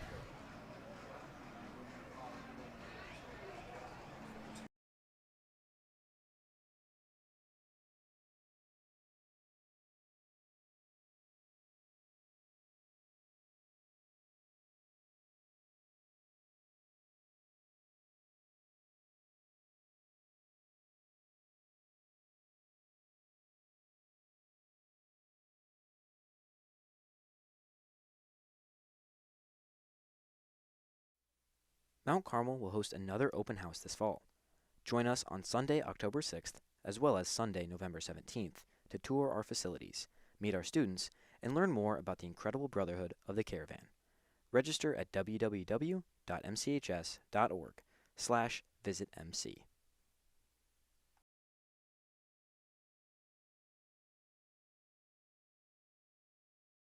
And we're back from that timeout. Both teams have one left, and both teams also have 35 points on the board. Number 9 quarterback Jack Elliott is trying to change that. Motions over number 5 Cooper Lehman. He's going to take the jet sweep up through the gap. Maybe halfway, but it's still not enough. Yeah, that was the go-to play last year for the Caravan with Marist Densmore. But, Matt, I see him, number 42, Nico Mullen, looking to attempt his first ever field goal in a brown and white uniform. It's 4th and 7, but, Christos, I'm not going to lie. This is Coach Jordan Lynch we're talking about. I would not be surprised if something happens, a fake, you know. Draw him offsides. He doesn't like that one. Huh. Yeah. Here we go.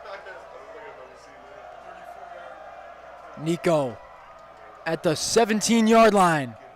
Will it connect? Yes, it does. The kick is good. Nico Mullen is going to run back to the sideline with a Caravan lead. Nice job by the kicker there. Just came back from a soccer tournament. I think Coach, is that Swanee telling him to? It's Lynch. Oh yeah, you're right. You know, he probably said, "Nice job, no, go kick the ball again." Yeah, don't get too excited, pal. I think it is warranted though to come in from being a soccer player, you know, primarily being a kicker on the football team like this in a huge environment. That's amazing. Caravan take the lead, 38-35. The Raiders have a chance to come back and score either a field goal to tie it or a touchdown to take the lead. You know, I was talking to Godinez. I know he was racing that bus as fast as possible from Revis. As much as he's a soccer guy, he loves Mount Carmel football. And definitely. He made sure the whole team got here back in time for the game. 4 minutes and 4 seconds remain. Nico Mullen is going to get ready to kick this one off after making a successful field goal. That one was 24 yards long. Incredible job. Nico Mullen. Gonna give it back to the Raiders. Kenya. Nowhere left to go. No more doors to open. Excuse me.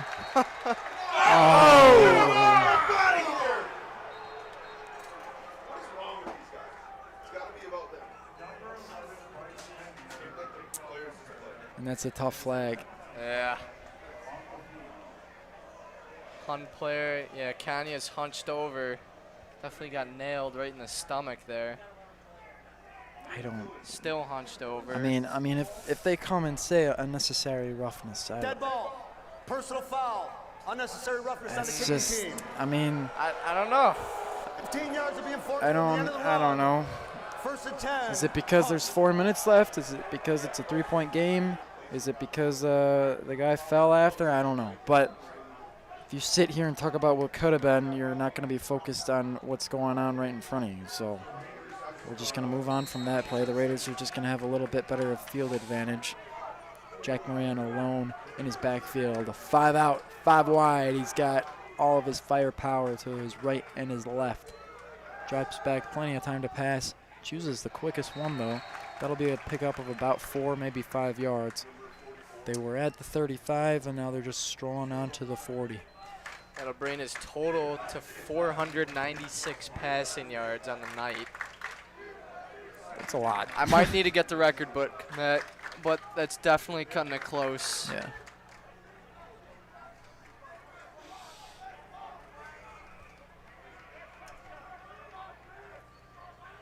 Five wide again. Moran drops back. Pressure from Braden, so he's going to take it himself. Come on, hit him. Just an interesting slide. Very. Tristan was ready to dive in and deliver a hit, but Moran just slid there. He hurt himself on that one, too. It's a first down. He's limping, and it's his right. You know, after right a while, I gotta say, I think the weather is affecting some of these cramps and injuries. Injury timeout on the field. I think it's harder to play football in 90-degree weather than it is 30-degree weather, because in 30 degrees, all you got to worry about is what, frostbite and shoveling the snow off the field. You know. You don't get frostbite in 30 degrees though. I mean, here in 90 degrees, like it can affect cramping a lot. So. See our second-year athletic director, Phil Seagrove's out there. Big part of this Mount Carmel Caravan football team, always on the sidelines. Been here for, I don't know, I'd say about 28 odd years, Matt.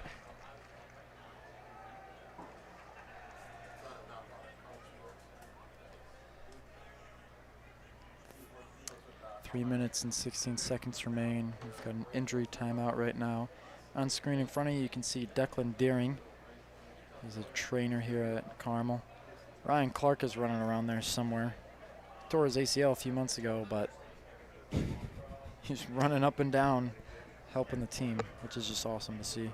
That's a funny story, Matt. Maybe for another time. Yeah, you know. Yeah. Tearing your ACL, it's a pretty funny story, yeah. Yeah.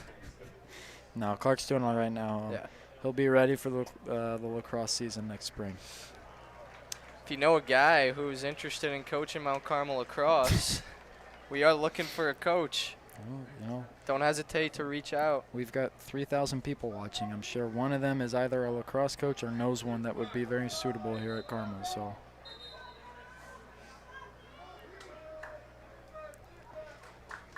Here we go. Coach Grubbs calling Bones off on the sideline here. So we are going to see more of him tonight, I'm sure. Yep. But as of right now, it's Jeremy Harris that's in. The sophomore. Yep.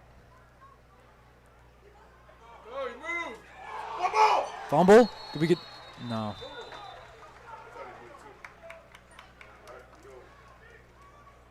A lot of movement before that fumble on the line. But the clock still ticks here at Barda-Dowling. We're at 2:45 to go. Raiders trying to get a score in. Here we go.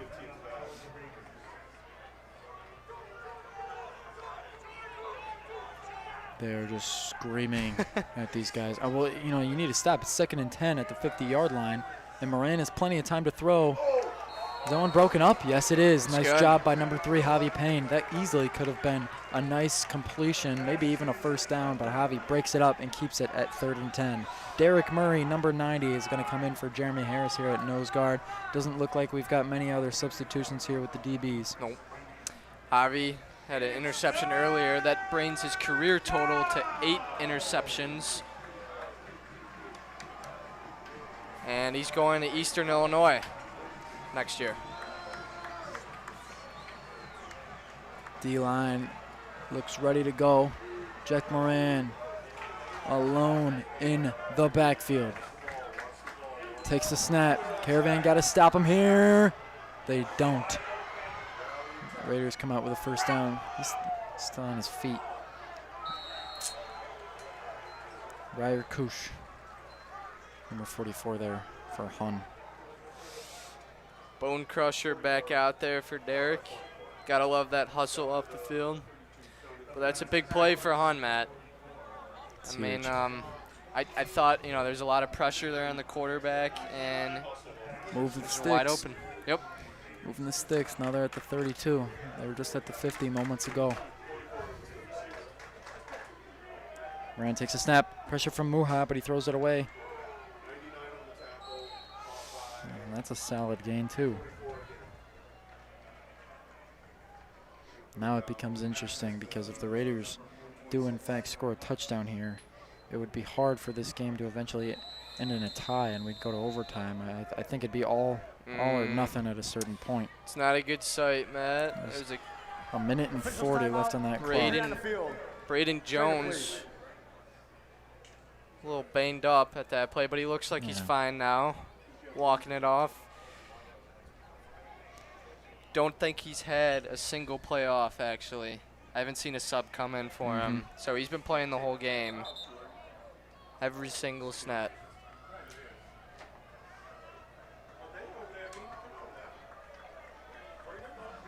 We see Mr. LeCount right below us by the 50-yard line. Arms crossed, looking intently. Just his second year not being the athletic director after what seemed like an eternity here. Muha getting these guys ready. Pinelli is back out there. Sorry, that was Vince Cronin. Vince Cronin, the alternate captain this year. Nice job for him. I'm not used to. Dead ball. Full start on the offense, number 4. There we go. 5-yard penalty. Remains second down. I'm not used to talking about Vince Cronin because he was ineligible last year. He could only practice with the team, so it's nice to see him getting a couple reps in. You can see him number 55. He's not on the field right now, but he was on that pass play.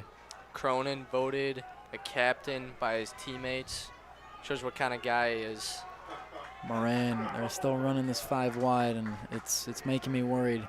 Moran is just too many options for the Caravan to close down. Pressure right away by Pusateri. Play downfield. That's a touchdown for the Raiders. The score is now 41-38. It is a 3-point game with a extra point. It would be a 4. You see Braden Jones was standing at the 30, looking in disbelief.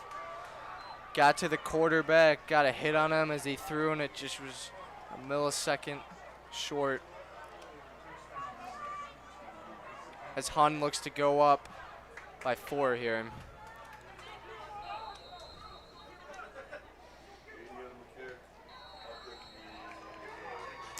Kick is good. Well, at that point, puts Hun in the history books. It's now the most points scored at Barda-Dowling by an opponent. But more importantly, Jack Elliott looking to take the field for a final drive to put the van into that end zone. This is why they play.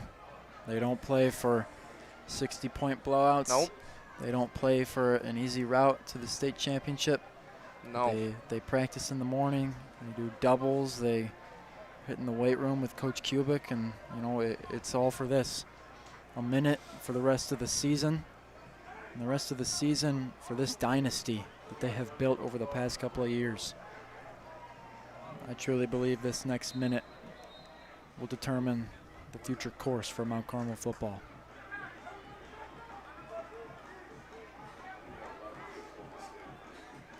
Javi Payne and Cooper Lehman are back there getting ready to return the kick.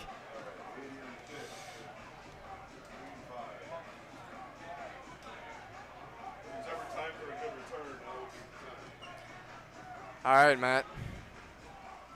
Here we go.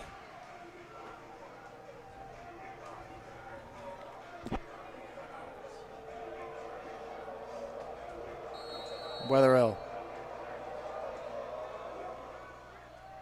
Yeah, it's that tricky high kick. Cooper seems to be fine with it though. Gets it past the 35, and now they just got to be quick here. Yep. The Caravan only have 1 timeout. The Raiders do as well, but I can't imagine they'd be using it anytime soon.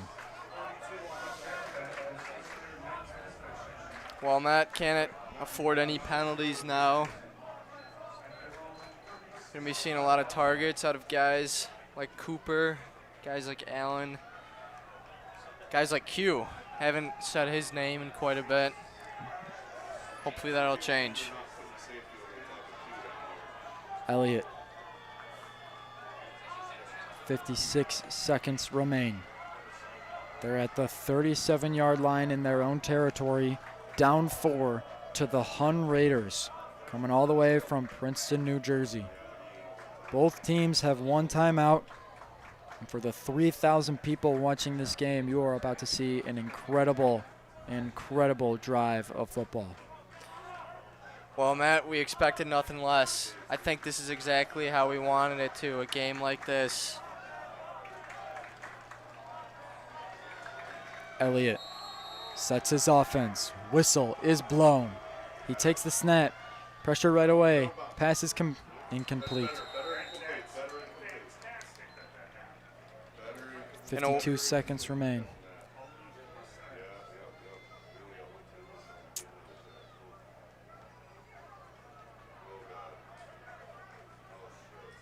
Elliott is limping pretty bad. Just from the way he's walking. Yeah. I don't expect an Elliott run here soon, or a run overall, but quick pass. Get out. Gotta get out. Clock is running. We're coming up on 40 seconds to go. Hurry up offense. Coach Lynch isn't going to use that timeout. And that is the smart decision. He might need it later on. Elliott, big pass downfield. It's deflected away. And with that interception, the Hun Raiders will return to their tarmac and get on their plane, victorious over the Mount Carmel Caravan from Chicago. Caravan are going to have to regroup to play their rivals next week at St. Rita. It's an unfortunate outcome, not the one we wanted as people start filing out. But a 4-point loss to an East Coast powerhouse is it's not the best outcome, but it is certainly not the worst.